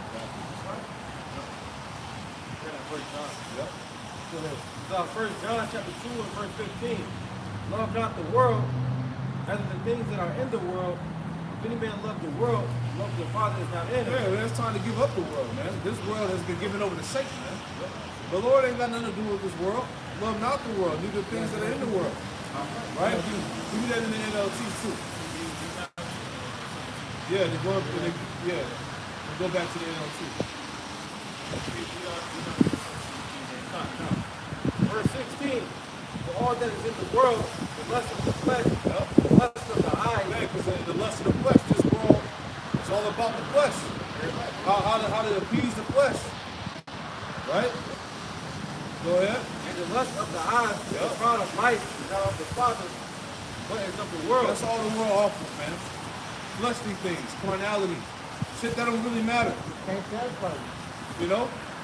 Go ahead. And the world passeth away, and the lust thereof, but he that doeth the will of the Most High abideth forever. But is that not true though? The world is just what? Fucking social media. You know? Yeah, the social media, the clout, tasting the bag, how many followers you got, which yeah, all this Like, bullshit. this shit is lame, bro. You know, That's It's why. exhausting. That's why during the lockdown, depression was at an all-time high because social media was really dead for that little bit of time that we were, in the house, because you couldn't study. You couldn't go out, you couldn't take pictures. That's why you had it so bad where people was propping themselves in exotic places to make it seem like they were still doing it. That's right. that's the world we live in, bro. It's fake, It's a man. sad world, man. People are really miserable, man. But they front on social media like they just, just living, man. Hey, man, the internet was the worst thing standing for niggas, man. Right. And niggas don't really got money like that, man. That's another thing, man. Niggas ain't got no money, man. It's all flexing and showing off. Yeah, niggas pull up in a goddamn Lambo. That shit, and that's either somebody else's or they rented it just for that picture. That took it right back. Exactly. Hey, we're seeing it. I can't remember the girl when she seen the lamp or whatever the car was. She was Right. taking her pictures in front of her. He was like that in front of her and shit. Like, It's like, fuck it up my car, man. Exactly. weekend out with the baby. Like, We see that every weekend downtown. Exactly. They take it to the McLaren parked on the side. You see all the hoes, all the vans, posted up right next to it. All this shit down there. Everything's fake, man. When the lockdown thing came, right, you had a lot of Jake that didn't have a choice but to sit in the house, man. Right? Instead of a lot of people on the lessons, they were giving all kinds of folly, man. And even during that time, you had a lot of people that was howling with vexation of spirit because everything's closed. See that? The apostle of bar, he actually did a lesson where the elders of the apostle actually went to a fast food restaurant, and one Jake tried to walk into the door, and he couldn't get in, man. You see that? So in these times to come in, once they shut everything down again, you're gonna have a lot of people out here that's gonna very depressed, man. They're gonna riot, They're man. gonna riot and loot and all of that. Man, looking like over The in precipice, different countries. the precipice has been set with all of these things, polycrisis. All of these things were generated and made so that when this shit happens, it's gonna take over. It's no coming back. Outside gonna be closing. They ain't playing outside, nigga. Go ahead. 1 John chapter 2 and verse 15 in the NLT. Do not love this world, Yup. nor the things it offers you. Yup. For when you love the world, you do not have the love of the Father anyway. Right? This Lord has nothing to do with this world, man. He has enmity with this world. For the world offers only a craving for physical pleasure. Yeah, that's what this world is. It only offers a craving for physical pleasure. That shit is cold. It's not a warm embracement. You know? As an Israelite, you're not living your purpose when you're looking towards the world's lust. So you're never gonna find satisfaction. You're never gonna find peace. Because this world isn't curtailed to live your purpose as an Israelite. Precept. How you really just said this. This is Ecclesiastes chapter 1, verse 8. It says, all things are full of labor, men cannot utter it. The eye is not satisfied with sin, nor the ear is filled with it. So pretty much saying that, look, nothing in this world will truly satisfy you. Man. It's Satan will literally spoil his life's way to try to appease the things of the world and show people that, look, man, I made it, I got it. And it still be all right. you did it with the J. Cole. Oh, yeah. You got that team that they can do. Yeah. You'll never be satisfied. These was more, man. Yeah. Go ahead, I read it to you. Oh, you had something, Salaki. It's quite a lot. Ecclesiastes chapter 2 and verse 11.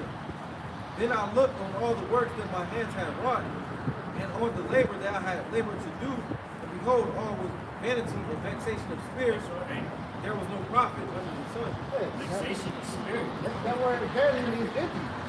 It was worthless, man. If you did all this shit, you got there and worked your whole life, stack up to become a billionaire, a millionaire, and in one moment, all that shit goes away. Even with faith that amounts to something in the world, they'll be well off. They'll be depressed as a motherfucker. It's like, man, I like this better when I ain't had no money. Shannon Sharp he was interviewing somebody, I forget. And it was like, did you regret, not never getting a wife? It was like, no, he pretty much said he regret, never married. He said he got all this money and all this fame and shit, and he has nobody to share it with. No family, no kids, he was sick. Ultimately, he's not living his purpose. Nuts. Because all of those things is going to be added unto you when you worship and serving Yahweh outside. And it creates a sense of fulfillment. Because you're doing what you're supposed to do. Like I said, That's even you even got Jacob and truth that are aspiring to attain things that we're going to get in the kingdom. They get it and still feel unhappy. You got Jacob with many wives, unhappy. Jacob rich, unhappy. Jacob, whatever it is, they're going to get the kingdom. They went and got it now in a minute. It's not just to say all that, man. 1 John 2 and verse 16 in the NLT. For the world offers only a craving for physical pleasure, a craving for everything we see. Craving for everything we see. Right? It's a physical pleasure because in this world it promotes short-term gratification. Anyways, but instant stuff like instant gratification. And what happens when you get instant gratification? Once that initial satisfaction is dissipated, now you're back wanting more of it, man. Which is why a lot of these people get hooked on drugs, man, for that same thing. So when you practice delayed gratification, the satisfaction is last longer, which is ultimately going to be for us to see my head going with it, man. It says, and pride in our achievements and possessions. These are not from the Father, but are from the world. And pride in our achievements and possessions, man. Because all of that shit is about to get melted away. That's right. Right? You know?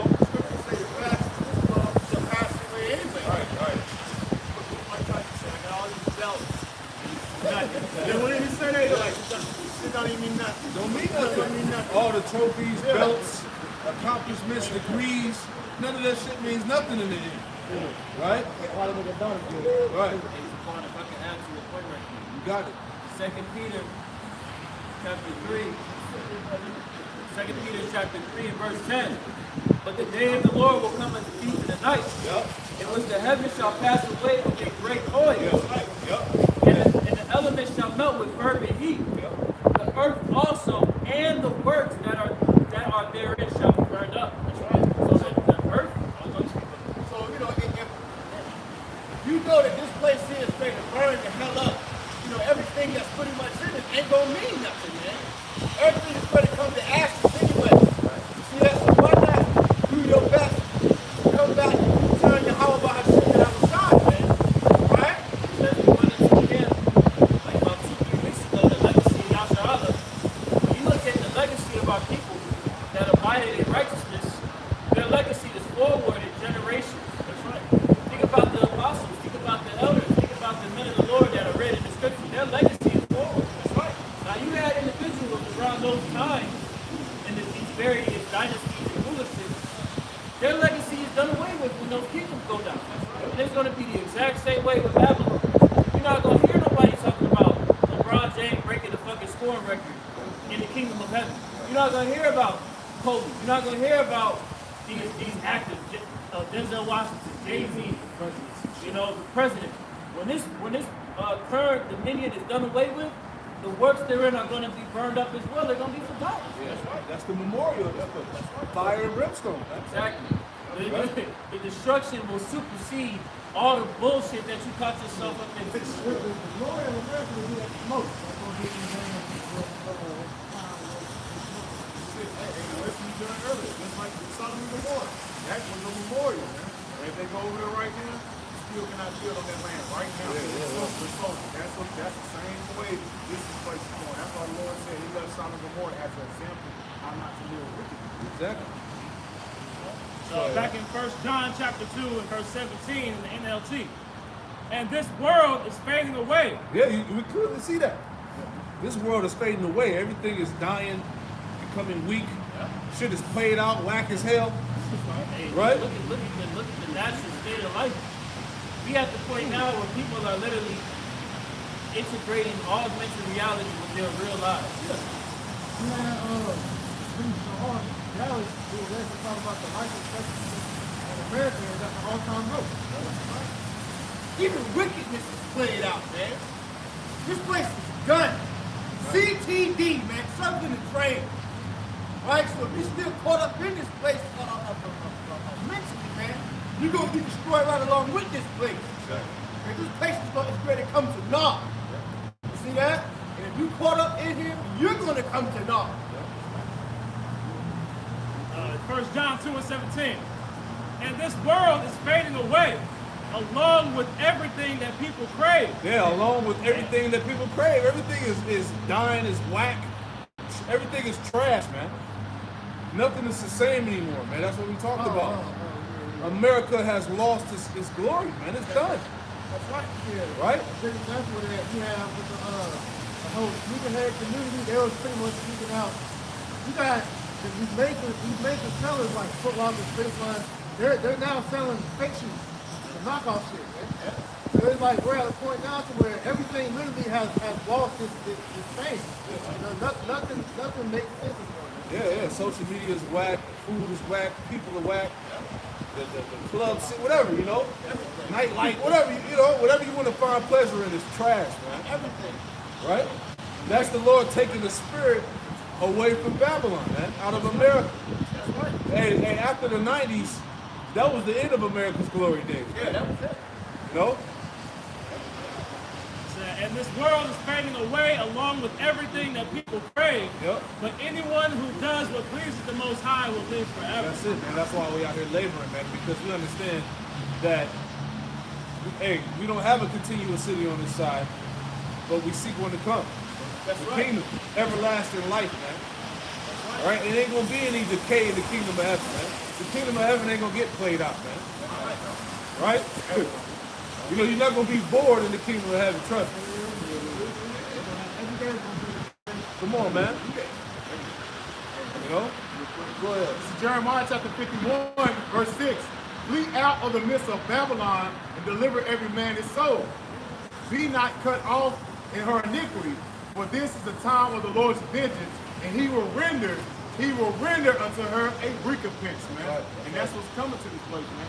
Recompense. Judgment is coming to Babylon the Great, man. That's why we keep telling you, rise ye and depart, but this is not your rest, man. Be right. not cut off in her iniquity, man. If you keep supping and stand up in this place for us mentally and giving your spirit over to Babylon the Great, you're going to perish here, right here in Babylon the Great, man, which is America.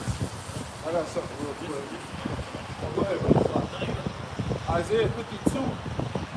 Isaiah 52 and 11, it says, depart ye, go you out from thence, touch no unclean thing, go you out of the midst of her, be ye clean, that beareth the vessel of the Lord, the Almighty. So this is the time to depart. Detach, mentally and physically, man. Separate yourself, man. Touch no unclean thing, which is basically anything that's contrary to the scripture, man. We in a time of spiritually distancing ourselves, man. You know, when you think about somebody in the neighborhood that's committing all these crimes, you know, it's that old head that people going like, hey, you need to stay away from it. Stay away from this dude, because something bad is gonna happen. That's how the Lord is telling us through the Holy Spirit, like, look, you need to detach away from this individual, because it's gonna be a heavy punishment to what he's doing in the street. Yeah, you're going to be guilty by association. You're going to be, basically the Lord is telling you to detach from the world, because if you don't, you're going to be judged with the rest of the world, man. We have a chance to repent and not be judged with the rest of the planet Earth, man. We have a chance to have our sins pardoned, man, to be washed away. That's why brothers is going through the various things for us and jobs and different things they're going through their day to day. Because the Lord is spiritually detaching from brothers and sisters. That's right, bro. He's spiritually separating.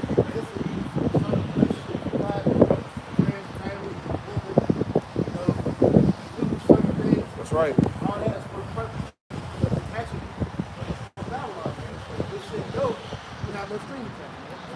That's like us. That's like that's like us wanting you, not to mess with that raggedy ass woman down the street that got hurt, man. Right? You keep playing with her, right? And all of that. And then next thing you know, you got it, man. See that? And ain't nobody gonna feel bad for you, man, because you can go on. Right. You know? Everybody else got there lined up to go weekend train. Go ahead and come back. You want to get first. That's right. Ass whips and all that. This is the book of Titus, chapter 2, and we're starting at verse 11. It reads, for the grace of the Most High that bringeth salvation have appeared to all men. Right, grace. Right. This instruction is afforded unto all men, speaking of the Israelites. Right. Right? Keep reading. That's further that we not the new covenant, we're under grace. Titus chapter 2, verse 12, and it reads, teaching us that denying ungodliness and worldly lust, we should live soberly, rightly, and God in the present world. Right, in the present world, this is how we're going to live and operate. Huh? Because we're distancing ourselves from this world that's fit for destruction and clinging unto Yahweh Bashem Yahushua. Okay? So as we spiritually detach away further from this world, we go closer to Yahweh Bashem Yahushua. And that close relationship is ultimately going to be that anchor, you know, that protection. Okay? So I get that Proverbs.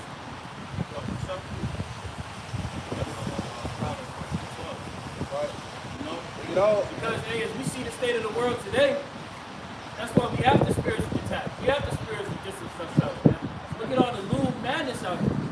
Would a sensible person want to clean themselves to this? Knowing the knowledge and wisdom that we have? No, we want to be better, man. This is Proverbs chapter 14, verse 12. There is a way which seems right unto a man, but the end thereof are the ways of death. And we know the ways of the world is death, man. We've been given the understanding, all right, through the spirit and power of Yahweh Bashem Yahushua, Bashem Kakadash, our apostles, our elders, all right, the bishops, the men on down that teach the sound doctrine of these calamities that's going to befall those that live ungodly, those that live after the cares and fashions of this world, man. It's a judgment that's going to befall those people, all right, and they're caught up into it, but the Lord has exposed us to the ways of righteousness. So that's the way that we're supposed to follow after, but to distance ourselves from this world, because there's going to be calamities that's going to befall those that continue on in that fashion. Somebody grab Proverbs 13:13. because you sit back and you take a look, like the brother went into the lesson, you take a look at the world and the direction it's headed, and you can clearly see that it's headed to the highway of hell, man. Right. But gasoline draws on, man. This shit is over out here, man. That's right. So the best thing you can do is to repent, right, and detach your mind, body, and spirit from this current world, right? Hey, cause hey, we live regular lives, man. That's right. We live regular, peaceful lives, man, to the best of our ability, man. You know, cause hey, we done did all of that shit in the world, man. That's right. And we, You know? we was in the world, and we were dissatisfied with the shit. That shit was, it got old quick. Quick. All right, going to the club, all right, trying to just, hit as many women as you want. You know, all that shit got played out quick, man. We knew that, yo, it has to be something more than that. Yeah. You know? You around fake ass dudes, Yeah. fake people, yeah, fake family. You know, it's the that's the world. Ain't too many L's you can hold. You see what I'm saying? Right. You hire them all. You know? This is St. John 12:35. Then Yahushua said unto them, yet a little while the light is with you. Walk while ye have the light, lest darkness come upon you. For he that walketh in darkness knoweth not whither he goeth. And that light right now is the prophet. All right? So, like when Yahushua was on the scene, all right, we ain't always going to be here, man. You know, it's going to come a time to where it's going to be dangerous for us to be out here, man. All right? And then once this light is pretty much hidden, the rest of the people that's in the darkness, man, we're gonna be walking around aimlessly, looking for the prophet, man. Remember the guy said, man, I should listen, man. You know? While you have light, believe in the light, that you may be the children of light, man. So you brothers that's out here that's doing the work, man, they believe that Yahweh Bashem Yahushua is gonna take care of you, man. You say, hey, you fight for him, he's gonna fight for you, man. You know? Yeah, the Lord gonna work. I know that. I believe that. We all believe that. Otherwise, we wouldn't be doing this, Hey, man. the Lord about to do work, man. He got it. Hey, we read it earlier, Isaiah 65. My servant shall eat and have drink, man. No, you gotta be a dumb ass nigga to fall out of this thing now. To give up hope now, to stop doing the work, you gotta be a fool, man. Because this shit about to go, and we want in our spirit to have all assurance that we know we gave it all we got. That's right. It's Colossians chapter 2 and verse 6 in the NLT. It says, and now, just as you accepted Hamashiach Yahushua as your Lord, you must continue to follow him. Let your roots grow down into him, and let your lives be built on him. Then your faith will grow strong in the truth you were taught, and you will overflow with thankfulness. That's the foundation. He's the foundation. He's the core. Right? It's Colossians 2 and verse 6 again, the NLT. And now, just as you accepted Hamashiach Yahushua as your Lord, you must continue to follow him. You gotta keep going. Because you know what the Lord is expected of you, man. All right, you know that's the talent, the parable of the talent, man. All right, so now, Made that open service. you better vow. Then you ask these five, tell me what happens when you make a vow, you gotta see it through. You know, if you step into this truth, you come out here and put your body out here, put your face out here. All right, now you've made a vow to the Lord, and you're gonna stick to the end. If you know what the Lord went through to allow your black ass to get out here, man. Verse 7. Let your roots grow down into him, and let your lives be built on him. Yeah, you're establishing yourself on your how about shit outside, man. All right? So as the Lord, he grows us, all right? And those roots they get deeper, they get stronger, and you get nourished more, man. Yeah. Then your faith will grow strong in the truth you were taught. Your faith is gonna grow, man. You gotta continually be watered, man. You gotta continually stay in the light. You know, look how when you deal with plants, right? Plants grow from what? Sunlight and water. You know, and the Lord, He gave us the light, so we gotta stay in the light, and you gotta continue with the water, man. And through that, you grow, man. Lord will put you, He'll put you through situations. And through that faith, man, once you overcome it, you get through it, your faith will have to increase, man. It says, then your faith will grow strong in the truth you were taught, and you will overflow with thankfulness. But the Lord said, look, this is going to happen. You're going to go through this. So guess what? I'm with you. And He said, I gave you the strength to overcome. So when you overcome it, now you see the Lord's word is true. That further builds you to where we get to the point where when this shit goes, Lord took it this far.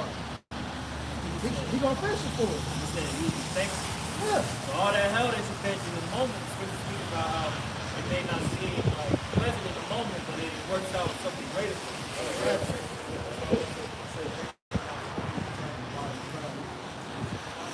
you. He's cultivating. He's making you the best version of you. Like I've been bringing out as of late, man. If we're out that first fruit, man, He is bringing us back to that first state that we had, man. And so for that to happen, we gotta get, certain things gotta be purged out of us, certain things gotta be added unto it, and it's a process, man. Proper judges. Proper kings, judges, and rulers. Right? Verse 8. Don't let anyone capture you with empty philosophies and high-sounding nonsense that comes from human thinking and from the spiritual powers of this world, rather than from Hamashiach. This world. Everything about this world calculates that last scripture, man. So fuck this place, man. Come out of this place, man. This place has nothing for you here, man. You know? As time goes on, man, you see the rest of this place is going, man. So, hey, how about the train before that shit hits the goddamn? You see it's about to hit the shit that makes it fall off the track, man. Go ahead and hop off, man. Prophets are the highway side markers, man. They're telling you what's coming. Every day you get closer to destruction, man. That's right. So you're given the opportunity of grace, is what I'm talking about with this, man, to get off the highway, man. Right. Like bro brought out in Bible study, man. You have a cap. You have a cap that the Lord is going to allow you to reach. And then once you reach that cap, it's over. With America's reaching that cap, man. All right? And once it hits, all right, the Lord's about to bring that judgment, man. That's right. This is the book, 1 Peter chapter 4, verse 11. It reads, if any man speak, let him speak as the oracles of the Most High. Yeah, the oracles of the Most High, the law, statutes, commandments, and the prophecies, man. Go ahead. Continuing on. If any man minister, let him do it as of the ability which the Most High giveth. Right, let him do it as the ability that the Most High gave him, man. Going back to his portion, the talent that the Lord gave him, man. Hey, you gotta exercise your portion, man. Get out here and get out here and perform on what the Lord gave you, man. You know, because if you just know 2 scriptures, hey, come out here and bring out 2 scriptures. Let the Lord allow you to be increased. Right? So, hey, it takes courage to come out here and teach this word, man. In the face of scripture, the table, in the midst of your enemies, you know. That takes courage, man. You know, and the righteous don't stand in the bold as lions, man. So if the Lord sees you take that step, hey, he's with you. You know? Hey, it's not you that speak, but the Lord. Yeah, we're just vessels. And so your job, knowing that you're a vessel, is to be cleansing yourself so you can be of use to your Haba Shimei Shah, the best way possible. That's right. First Peter, chapter 4, verse 11 and 11. That the Most High in all things may be glorified through your Haba Shah Hamashiach, to whom be the praise and dominion forever and ever. Yeah, that's it.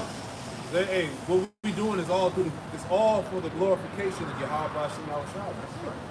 So we out here, we just the vessels. You know, the Lord gave us these treasures, which is the riches, the knowledge, in these earthen vessels, man. Right? So we're here with a purpose, man. Right? And with that purpose comes a reward. So give me Hebrews 6:10. Right? The Lord said he would. He would forget our labors of work. You know, our labors of love, man. He wasn't unrighteous. Hey, we just read earlier that the Lord is coming to reward every man according to his work. Yep. This is the book of Hebrews, chapter 6. It's like Mario also Hebrews chapter 6, verse 10. Yeah, you start there. It says, for the Most High is not unrighteous, get your work, labor of love. Hey, the Lord watching. Didn't he tell his servants to be occupied in prophecy? Occupied till I come, meaning being occupied in the work. So read it again, Hebrews 6 and 10. For the Most High is not unrighteous to forget your work and labor of love. The Lord ain't unrighteous to forget your work and labor of love. He see what you're doing. Right. He knows the ones that remain diligent, that are out there professing his name and declaring the prophecies. The sacrifice. Go ahead. Which they have shewed toward his name. Which you have showed toward his name. Not no fucking Jesus Christ. Right. Which you have showed towards his name. Hamashiach Yahweh Shai. Go ahead. And that ye have ministered to the saints and do minister. That you have ministered to the saints and do minister, man. Hey, that's the vocation that we've been called into. Ephesians the 4th chapter. Matter of fact, get that real quick. Is there any more? And we desire that every one of you do choose the same diligence to the full assurance of hope unto the end. All right, that's it. So we got to show forth the same diligence, full of assurance of hope until the very end. So there ain't no tapping out. There ain't no breaks. Ain't no going backwards. Right, ain't no getting weak. They gave be not slothful, but the followers of them who faith and patience inherit the promise. Right, to be not slothful, but to be followers of them. What was that part again about the followers of them? Followers of them who through faith and patience inherit the promise. Right, and we have the example, starting with our apostles and elders. We have to show the correct way how to do this. Come on, man. And we can give an account too, because you ain't gonna be always on fire. Right. You know, you're gonna have low points in the truth, but that doesn't mean stop. Right. You gotta keep going. It's crazy, man. Skip to talk about, sponsorship. You gotta be firm in this thing, man. Right.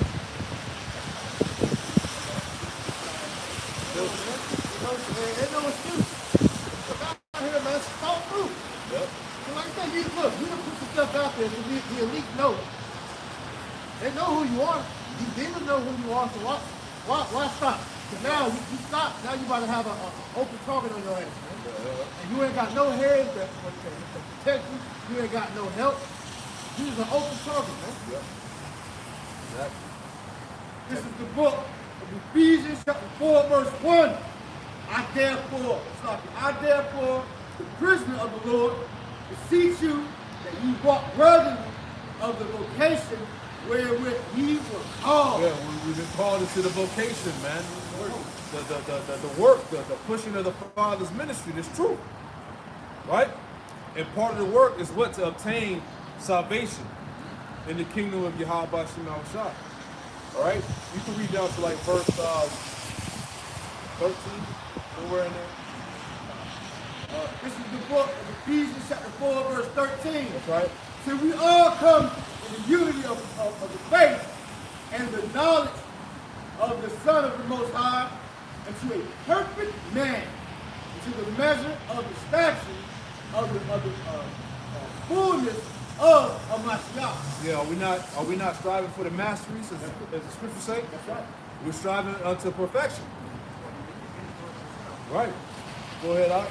Verse 14, that we henceforth be no more children tossed to and fro and carried about with every wind of doctrine by the sight of men, Yep. and cunning craftiness, whereby we lie in wait. See? Yeah, all those false doctrines and philosophies of the world, man. Right? That makes you be tossed to and fro. Right? Go ahead. Ephesians chapter 4, verse 15. But speaking the truth in love may grow up into him in all things, which is the head, even of Mashiach, from whom the whole body fitly joined together and compacted by that which every joint supplieth, according to the effectual working in the measure of every part. The measure of every part, man. Hey, get in where you fit in, man. Right. You know, add to the building of the house. That's right. Right? That's right. Go ahead. Continuing on, take an increase of the body into the edifying of itself in love. Right, so hey, it's all about the brothers, as we read. Well, I think we jumped over, but we talked about matter of fact, go up. I think we skipped over Ephesians 4, 10 and 11. Yeah. This is the book of Ephesians, chapter 4, verse 11, and it reads, verse 10, it reads, he that descended is the same also that ascended up far above all heaven, That's right. that he might fill all things. Go ahead. Verse 11, and he gave some apostles, and some prophets, and some evangelists, Yep. and some pastors, and some teachers. Yeah, these are the different talents and different gifts that brothers got. Some prophesy, teachers, evangelists, right? And admonishment. Right, read on. This is the book of Ephesians chapter 4, verse 12. For the perfecting of the saints, for the work of the ministry, for the edifying of the body of Mashiach. Yeah, for equipping the saints with this wisdom, knowledge, and understanding, and building them up. That's our purpose, man. One Lord, one faith, one baptism, man. So as we said, man, get in where you fit in, man. Utilize that talent, man. Push. Find your niche, man. Right? Because we're like those stones to the building of the Lord's house. Right? Yep. Every brother is a brick, man. Right? And talk about, pretty much the Lord established the pillars. And we're each and every one of the brothers that of the 144,000, we're pillars of the kingdom, man. And the pillars, I can see these scales and houses over there. They keep the building up, man. And that's us, man. Pillars are laid onto what? The foundation. Yeah. And the foundation going to Yahweh's side, and also the leaders. All right, starting with the elders and apostles, man, the prophets, man. They also tie into that. Matter of fact, go to Isaiah 19, right, where it talks about how the Lord would we be assigned in Egypt. But to add to your point, each and every one of you brothers are leaders as well, man. That's right. This is why the Lord does not, he does not take kindly to, slothfulness, blasphemous, and all that. Because each and every one of you brothers, at some point or another, eventually, get built up to where you're going to have brothers come in under you. Or like you always say, that sin happened in the trouble world separated, you might have to leave, however many brothers the Lord or people that Lord sent up to you. Right. So each and every one of us are being put in a position to know how to lead. Exactly. We're like into apostles, man. But we have head apostles. Apostles just means sent away. That's it. I'm going to say, when you read in Nehemiah, it talks about them rebuilding the gates of Jerusalem, and each family had a special part of the gate that they had to build up, man. So, all you brothers out there, you're building a section of the gate to Jerusalem. And if you don't continue on building that, then that's an opening. And if I may say, with that, even when you think about a submarine, each part, each screw, each piece of steel, it has to be perfect. You see that? And if that piece is imperfect, right, one little dent or one missing screw can cause the whole submarine to implode, man. See that? So this is like this truth. Everybody matters. Everybody got to Hold your weight, man. It's not pull your weight, man. Ain't no getting in the kingdom off no other person. Isaiah 19 and 19. This is the book of Isaiah, chapter 19 and verse 19. In that day shall there be an altar to the Lord Yahweh in the midst of the land of Egypt. Right, that's talking about here. This is spiritual Egypt.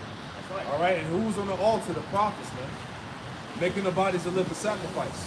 The men that you see out here teaching. Right? Go ahead. And a pillar at the border thereof to the Lord Yahweh. And a pillar to the border thereof. Man, which is the pillar going back to the foundation, which is also the leaders, the prophets, man. They're likened unto those pillars. Right? Go ahead. Verse 20. And it shall be for a sign and for a witness unto the Lord Yahweh of hosts. Right. See, what we doing all across the earth, including Babylon the Great, is the ultimate sign in the earth, man. Literally. Right? Because it's not coincidental.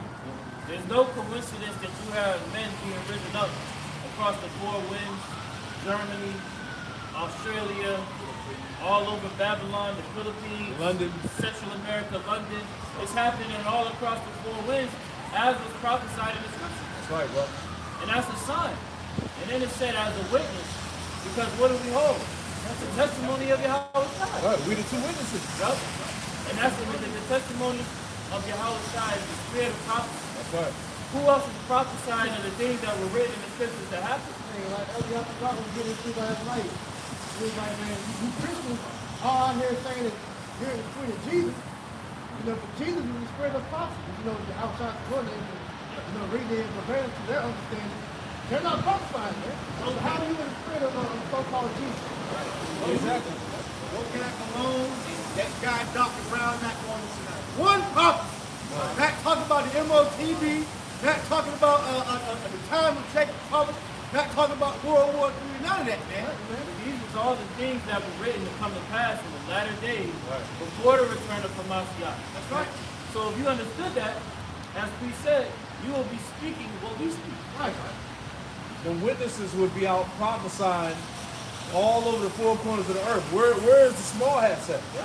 Right. Where they at in their garments in the 12 tribe sign prophesying, man? Slamming their head, getting CTE against that death.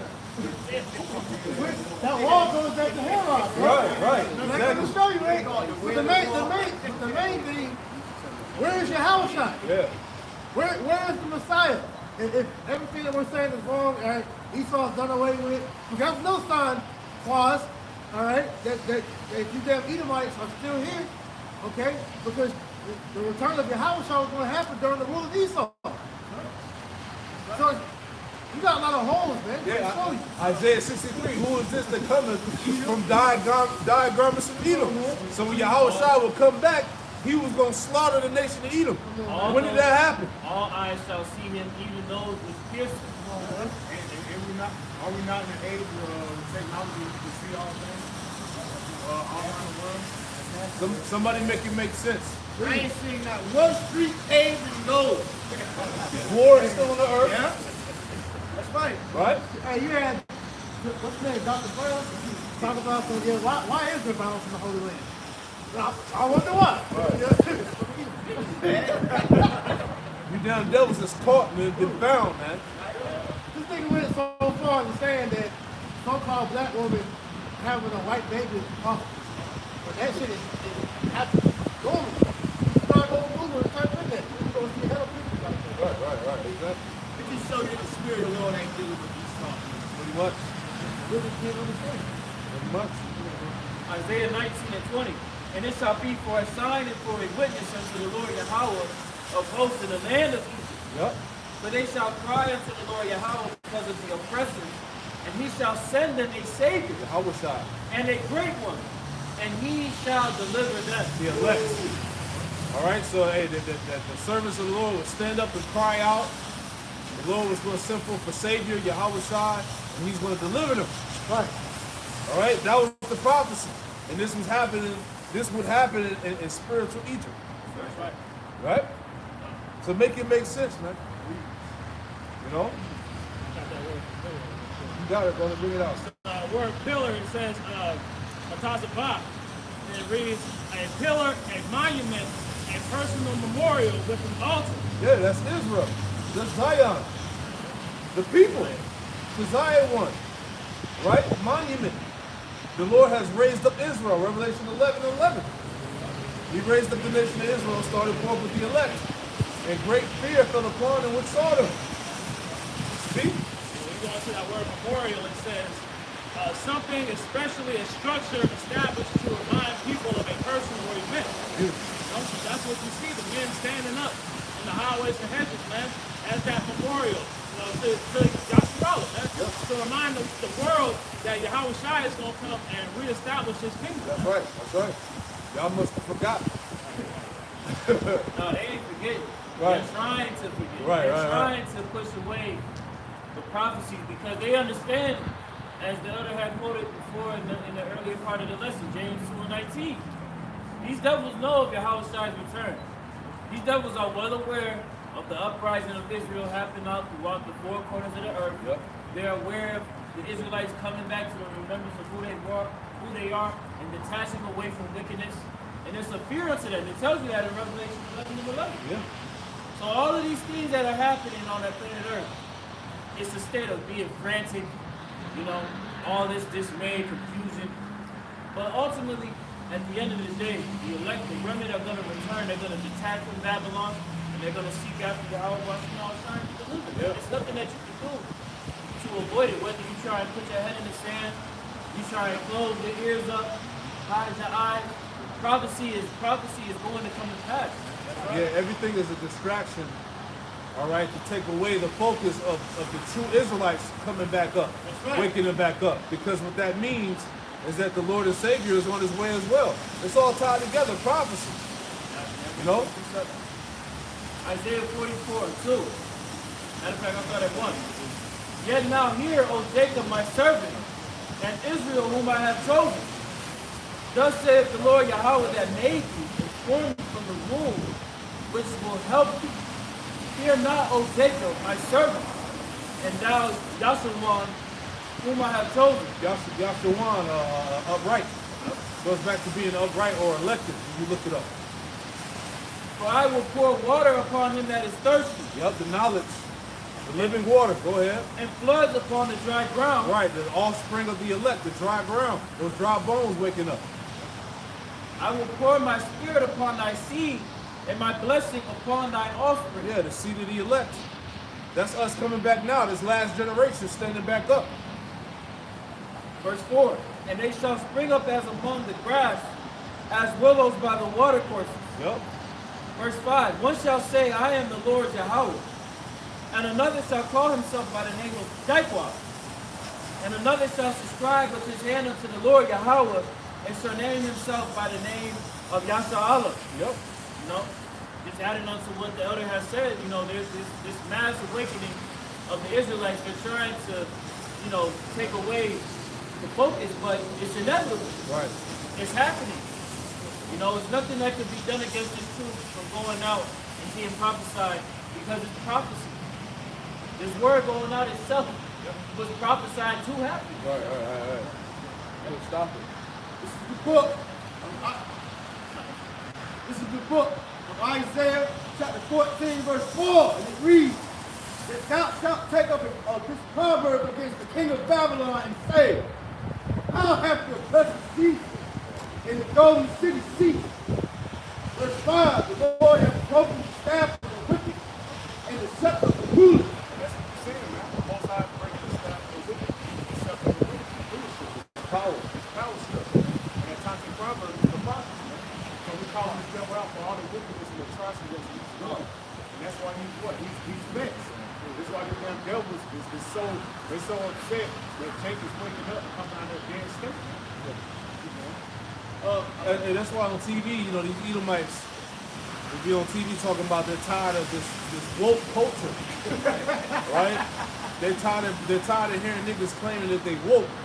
Because really the being conscious of who they are, the truth, the Bible. This is what these Edomites are agitated with. Yeah, I'm tired of hearing about so-called Hebrew Israelites and everything, man. Yup. That's all everybody's talking about now. Because it displaces the glory that Esau has established on the earth for himself. Critical race theory. Exactly. What's that? Is Isaiah 25:7. The veil lifted up. Veil being lifted up, Esau being exposed. Man. This whole system was built on the foundation of lies, witchcraft, sorcery, and it's just being shown that this devil is not who he said he is. Yeah. He said that Jake was 3/5 of a person. He said that you was a savage. He said that niggas was inferior. He said all of this shit, man. That you come from monkeys. We ain't had no soul. We ain't had no soul. You were black. Now you look at your legacy, you like, all these people I mean. You see what I'm saying? You go through history. You look at the Moors. You look at Dark King- Ages. You know, Dark Ages, King James. You know, hey, we're a great people. Moses, Aaron, you know, Joshua. You see what I'm saying? King David. Right? Which he wasn't no goddamn cracker, you Edomites, man. Right. He wasn't red. Yeah, he wasn't red, man. Moses, Right? right? Esau paying himself like Moses and all that. Right. Nah, man. You said make it make sense, right? Because Esau says he's everybody. Esau says he's the Egyptians. He says he's the samurais. He says he's the original Russians, the Australians. Hey, he even said he's African, man. Right. You know? This nigga, everybody. So when the truth starts coming out, like I said, make it make sense. to them.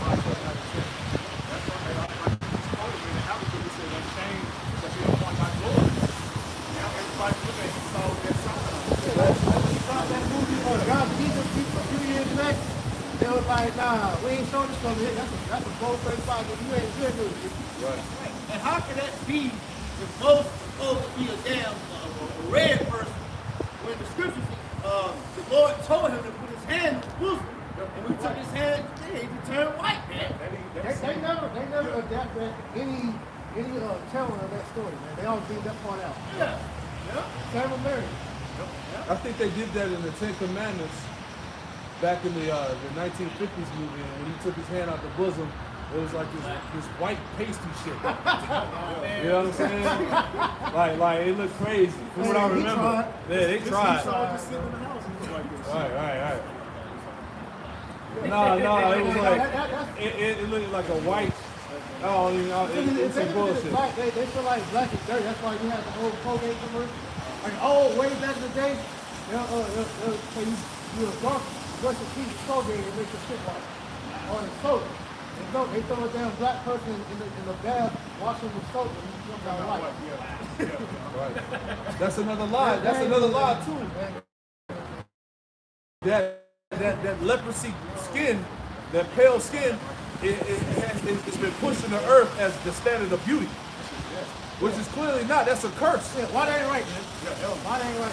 That skin bring forth diseases, man. Cause this shit bubble up in the sun and shit. Like if you get too far, when you in the sun too long, you start scabbing and shit. I had this one chick at my job years back. She went to the beach, came back with blisters on her neck. I said, what happened? She said, I was in the sun too long. I'm like, damn. That's a curse. That is a curse, man. And on top of that, they got a high amount of sulfur in their skin, man. That's why when you start to get wet, you smell all that stuff to that sulfur. Smell like wet chicken, man. Right. What's that guy?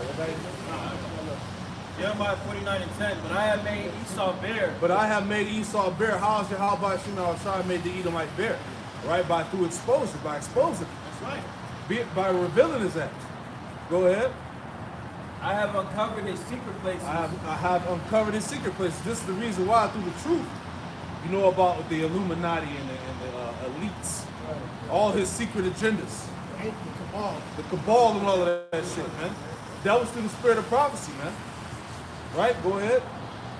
And he shall not be able to hide himself. He can't hide himself no more, man. He ain't no fucking white person. All right, you're not a Jew. You're not a Christian. Right? You're not a European. You're not French, Spanish. Right? You're an Edomite. You are Right? a deceiver. I shower. Right? His seed is spoiled and his brethren and his neighbors, and he is not. And he is not, because in due time, the Lord is going to do away with the Edomite seed. Right? That's why right now Esau's birth rate is at an all-time low. So they're dying more than their birth. Exactly. And that's all it was. Deuteronomy 30 and 7. That the curses will fall upon the heads of our enemies, those that hated us. Now it's your turn to drink in the cup. Yeah. You done sow wickedness in the earth, now you gotta reap it, man. You gotta reap what you sow, man. Right? Y'all got anything else? Yeah, I'm going to grab Edom. Yeah, bring it up. In the Bible dictionary. Yeah, because he can't hide himself. They try to run away from that identity. They try to push the doctrine that Esau, Edom was done away with. He don't exist. Esau is Japheth. The scriptures don't tell you that Japheth was the end of the world. It said that Esau was. He would be in the position of power. Right? Can't get around this shit, man. They're trying to escape judgment, man. Can't escape judgment, man. They see the Israelites being risen up, and it reminds them of their rightful place at the bottom, man. That's why they push so hard to keep us from the message from going out, man.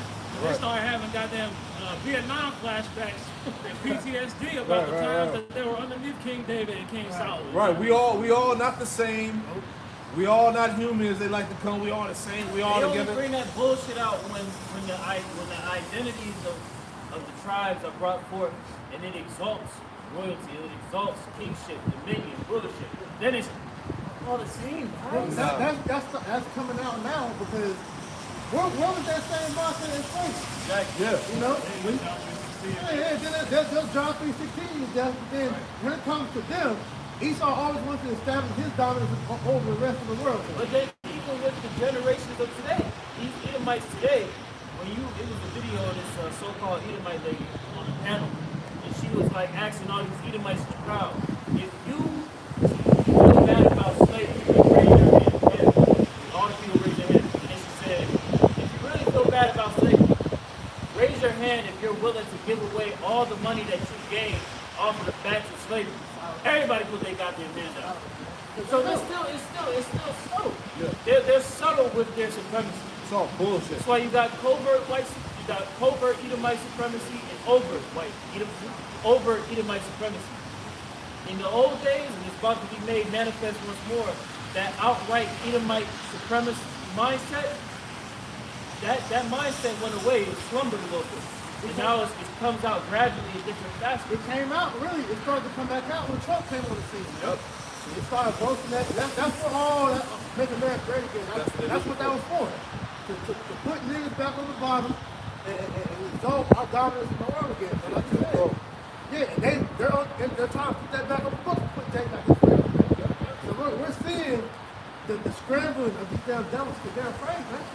If I can make a point to add you, when you look up the definition, or you look up Trump in the etymology, it says playing card of a suited rank above others, fabricate, devise, deceive, cheat, to deceive, to mock, to blow a trumpet. Yeah, that's him. Trump has been set up as the okie doke.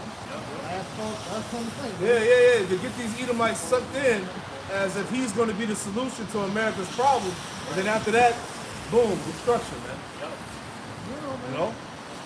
I just want to grab the definitions for Edom or the Edomite in the compact Bible dictionary, Zondervan. And the latter says Edom figures predominantly in the prophetic scriptures as the scene of a great figure, judgment, future judgment, she is the only neighbor of the Israelites who was not given any promise or mercy from the Most High. That's right, brother. That's proof that Esau's still here because when did that take place ever in history? You know, that's the number one way we can prove that Esau's still here because that'll be recorded at some point in history. That already happened. Right. It happened. The book of Obadiah would be fulfilled. Right. Because it said the scriptures tell you in Obadiah, I believe it's like one of the last verses, that the house of Esau would be stubble. It wouldn't be no more remaining in the house of Esau. Right? Come on, man. That hasn't been fulfilled yet. Exactly. It shows you when you read that. It shows you all the scriptures that are how the Lord comes to Esau. They got her scriptures. He's through. So that he can no longer hide himself. He can't shake the prophecies, man.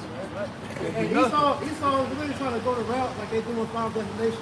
They try to outrun death, but death is going to find them. Right, that's it. Scriptures say what? There's nothing you can do against the truth before the truth. So by him trying to come against the truth, the men of the Lord, he's showing himself to be Esau.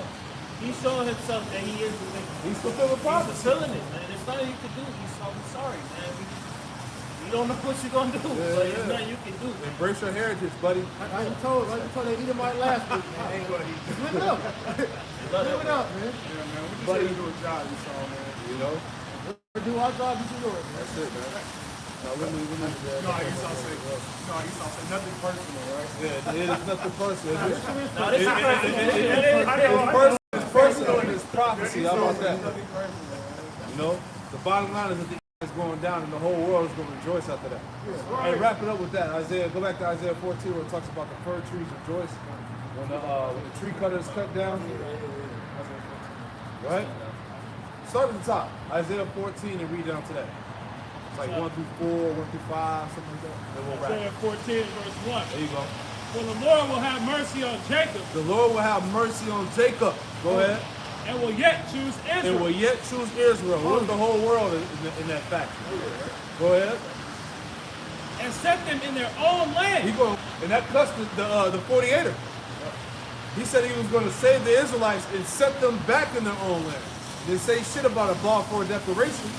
He wasn't going to get on a damn plane and get off in the land of Israel. All right? Hey, everyone like to try to use that shit to talk about, yeah, you got them over there now, but they said that the rest of the so-called J.E. Dubs are going to later get brought over there. No, we're not there yet, bro. Right. The Lord was going to physically put all the Israelites back in the homeland. Right. Go ahead. And they shall cleave unto the house of Jacob. Yep. And the people shall... Those Israelite foreigners, those that have been scattered abroad, that are clinging on to the truth. Right? That's like he said. And the strangers shall be joined with them, and they shall cleave unto the house of Jacob. That's all you brothers in those various countries that believe on the gospel, man. Right. All right? That identify with this truth, even though you don't look like a typical Israelite, man. But you know in the spirit, hey, what does it say? The spirit bear witness that we are the children of the prophets, man. Which, going to show you, niggas like, they didn't even shut the fuck up, man. And there's no such thing as no mixed blood, man. Right. You're an Israelite by seed. That's what the Lord come back to deliver, man, to the elect, man. And the people shall take them and bring them to their place. Yep. And the house of Israel shall possess them in the land of the Lord for servants and handmaids. Meaning we're going to have slaves in the kingdom of heaven, man. Get that in your mind, man. Take your emotions out and deal with the fact that we're going to have slaves in the kingdom of heaven. Right, you're going to be a butler. Right? Cooks. Goddamn handmaids and whatever else. And that's in the law, right? You know, that hey, when we get slaves, they got to be of the heathen. Yeah. You got to fill our fields. You got to build up our fields, man. You got to serve us like we're serving you right now. You rigor amongst your brother, which is Israelite. Yeah, You rigor amongst the heathen. It wouldn't be a kingdom without a lower class. Exactly. It has to have somebody who's that working class. Kings mean straight. Kings don't work. My son work. We ain't working, man. That's like you being on your job. You know, somebody got to be working, man. Right. things to progress. Right. The CEO ain't doing no goddamn job or into no motherfucking See, that's the confusion that's been bred from Christianity to make you think that everybody gonna be saved. Everybody's Everybody's equal. gonna be at peace. Like, how the fuck do that work? Well, equality, you can't find equality nowhere in the Bible. Right. That's a new term that Esau has made, try to, mass this judgment. It sounds so fucked up. It's just like, say we was Christians, we out here just going to church and all that shit. And this nigga just wicked. All he gotta do is call him name Jesus. He just did. That's fucked up. That's an unjust Yeah, battle. that's unjust, man. Isaiah 14 and verse 2. And the people shall take them and bring them to their place. And the house of Israel shall possess them in the land of the Lord for servants and handmaids. And they shall take them captives, whose captives they were. Whose captives they were. So that's the turnaround, man. Revelation 13, 9 and 10. Go ahead.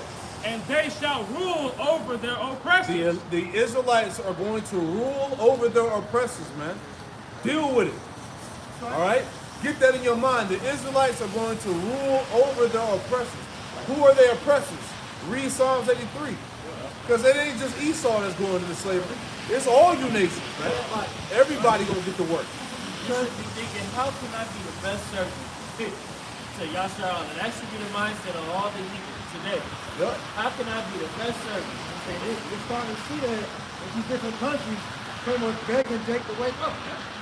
That's why, hey, the passport goes in way. Because as Jake goes to these other countries, man, they recognize you as a king. Yeah.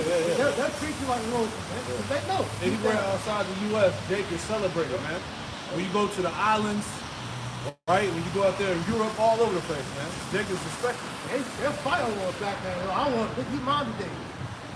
Yep. Verse 3.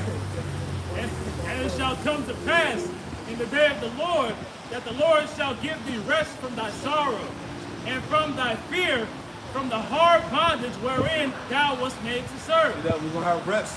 The Lord's going to give us rest from oppression, from slavery, from the hard bondage that we would have to serve. Right? Go ahead. That thou shalt take up this proverb against the king of Babylon and say, how hath the oppressor ceased? The golden city ceased. Yeah, hey, this place is over with.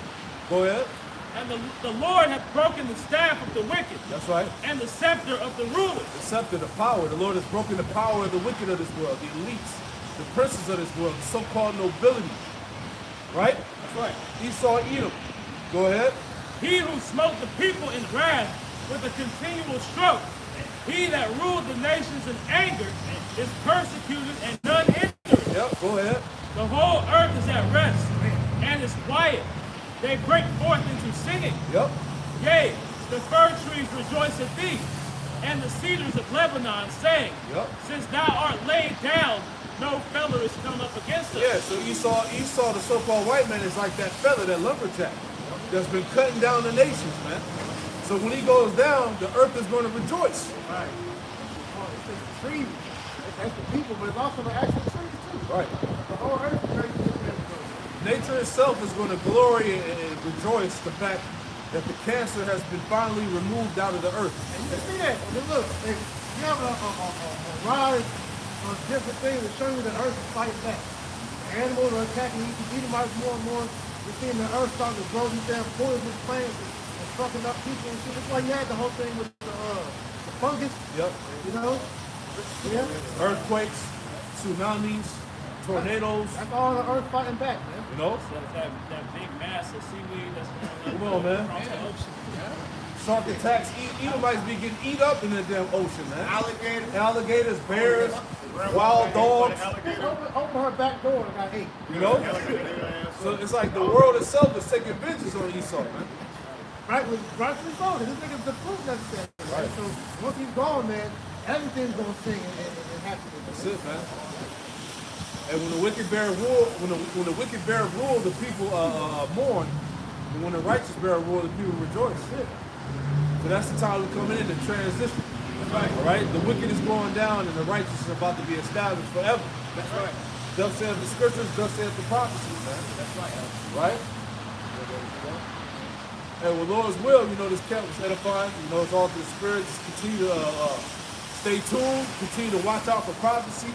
All right, Yahweh Hashem Yahushua is on his way back to deliver his elect and to destroy Babylon, man. Right. All right, which is America according to the scriptures. Right. So with that, we want to give all praise, honor, and glory to Yahweh. Hashem Yahushua, Hashem Kapadosh. A double honors to the apostles and elders of Great Millstone who taught us his truth. And double salutations to all you Akim out there laboring in the house of David, the elect, is pushing his word with all truth, righteousness, and sincerity. Shalom to you, brother. Shalom. Shalom. Oh, that's wrong. Baba.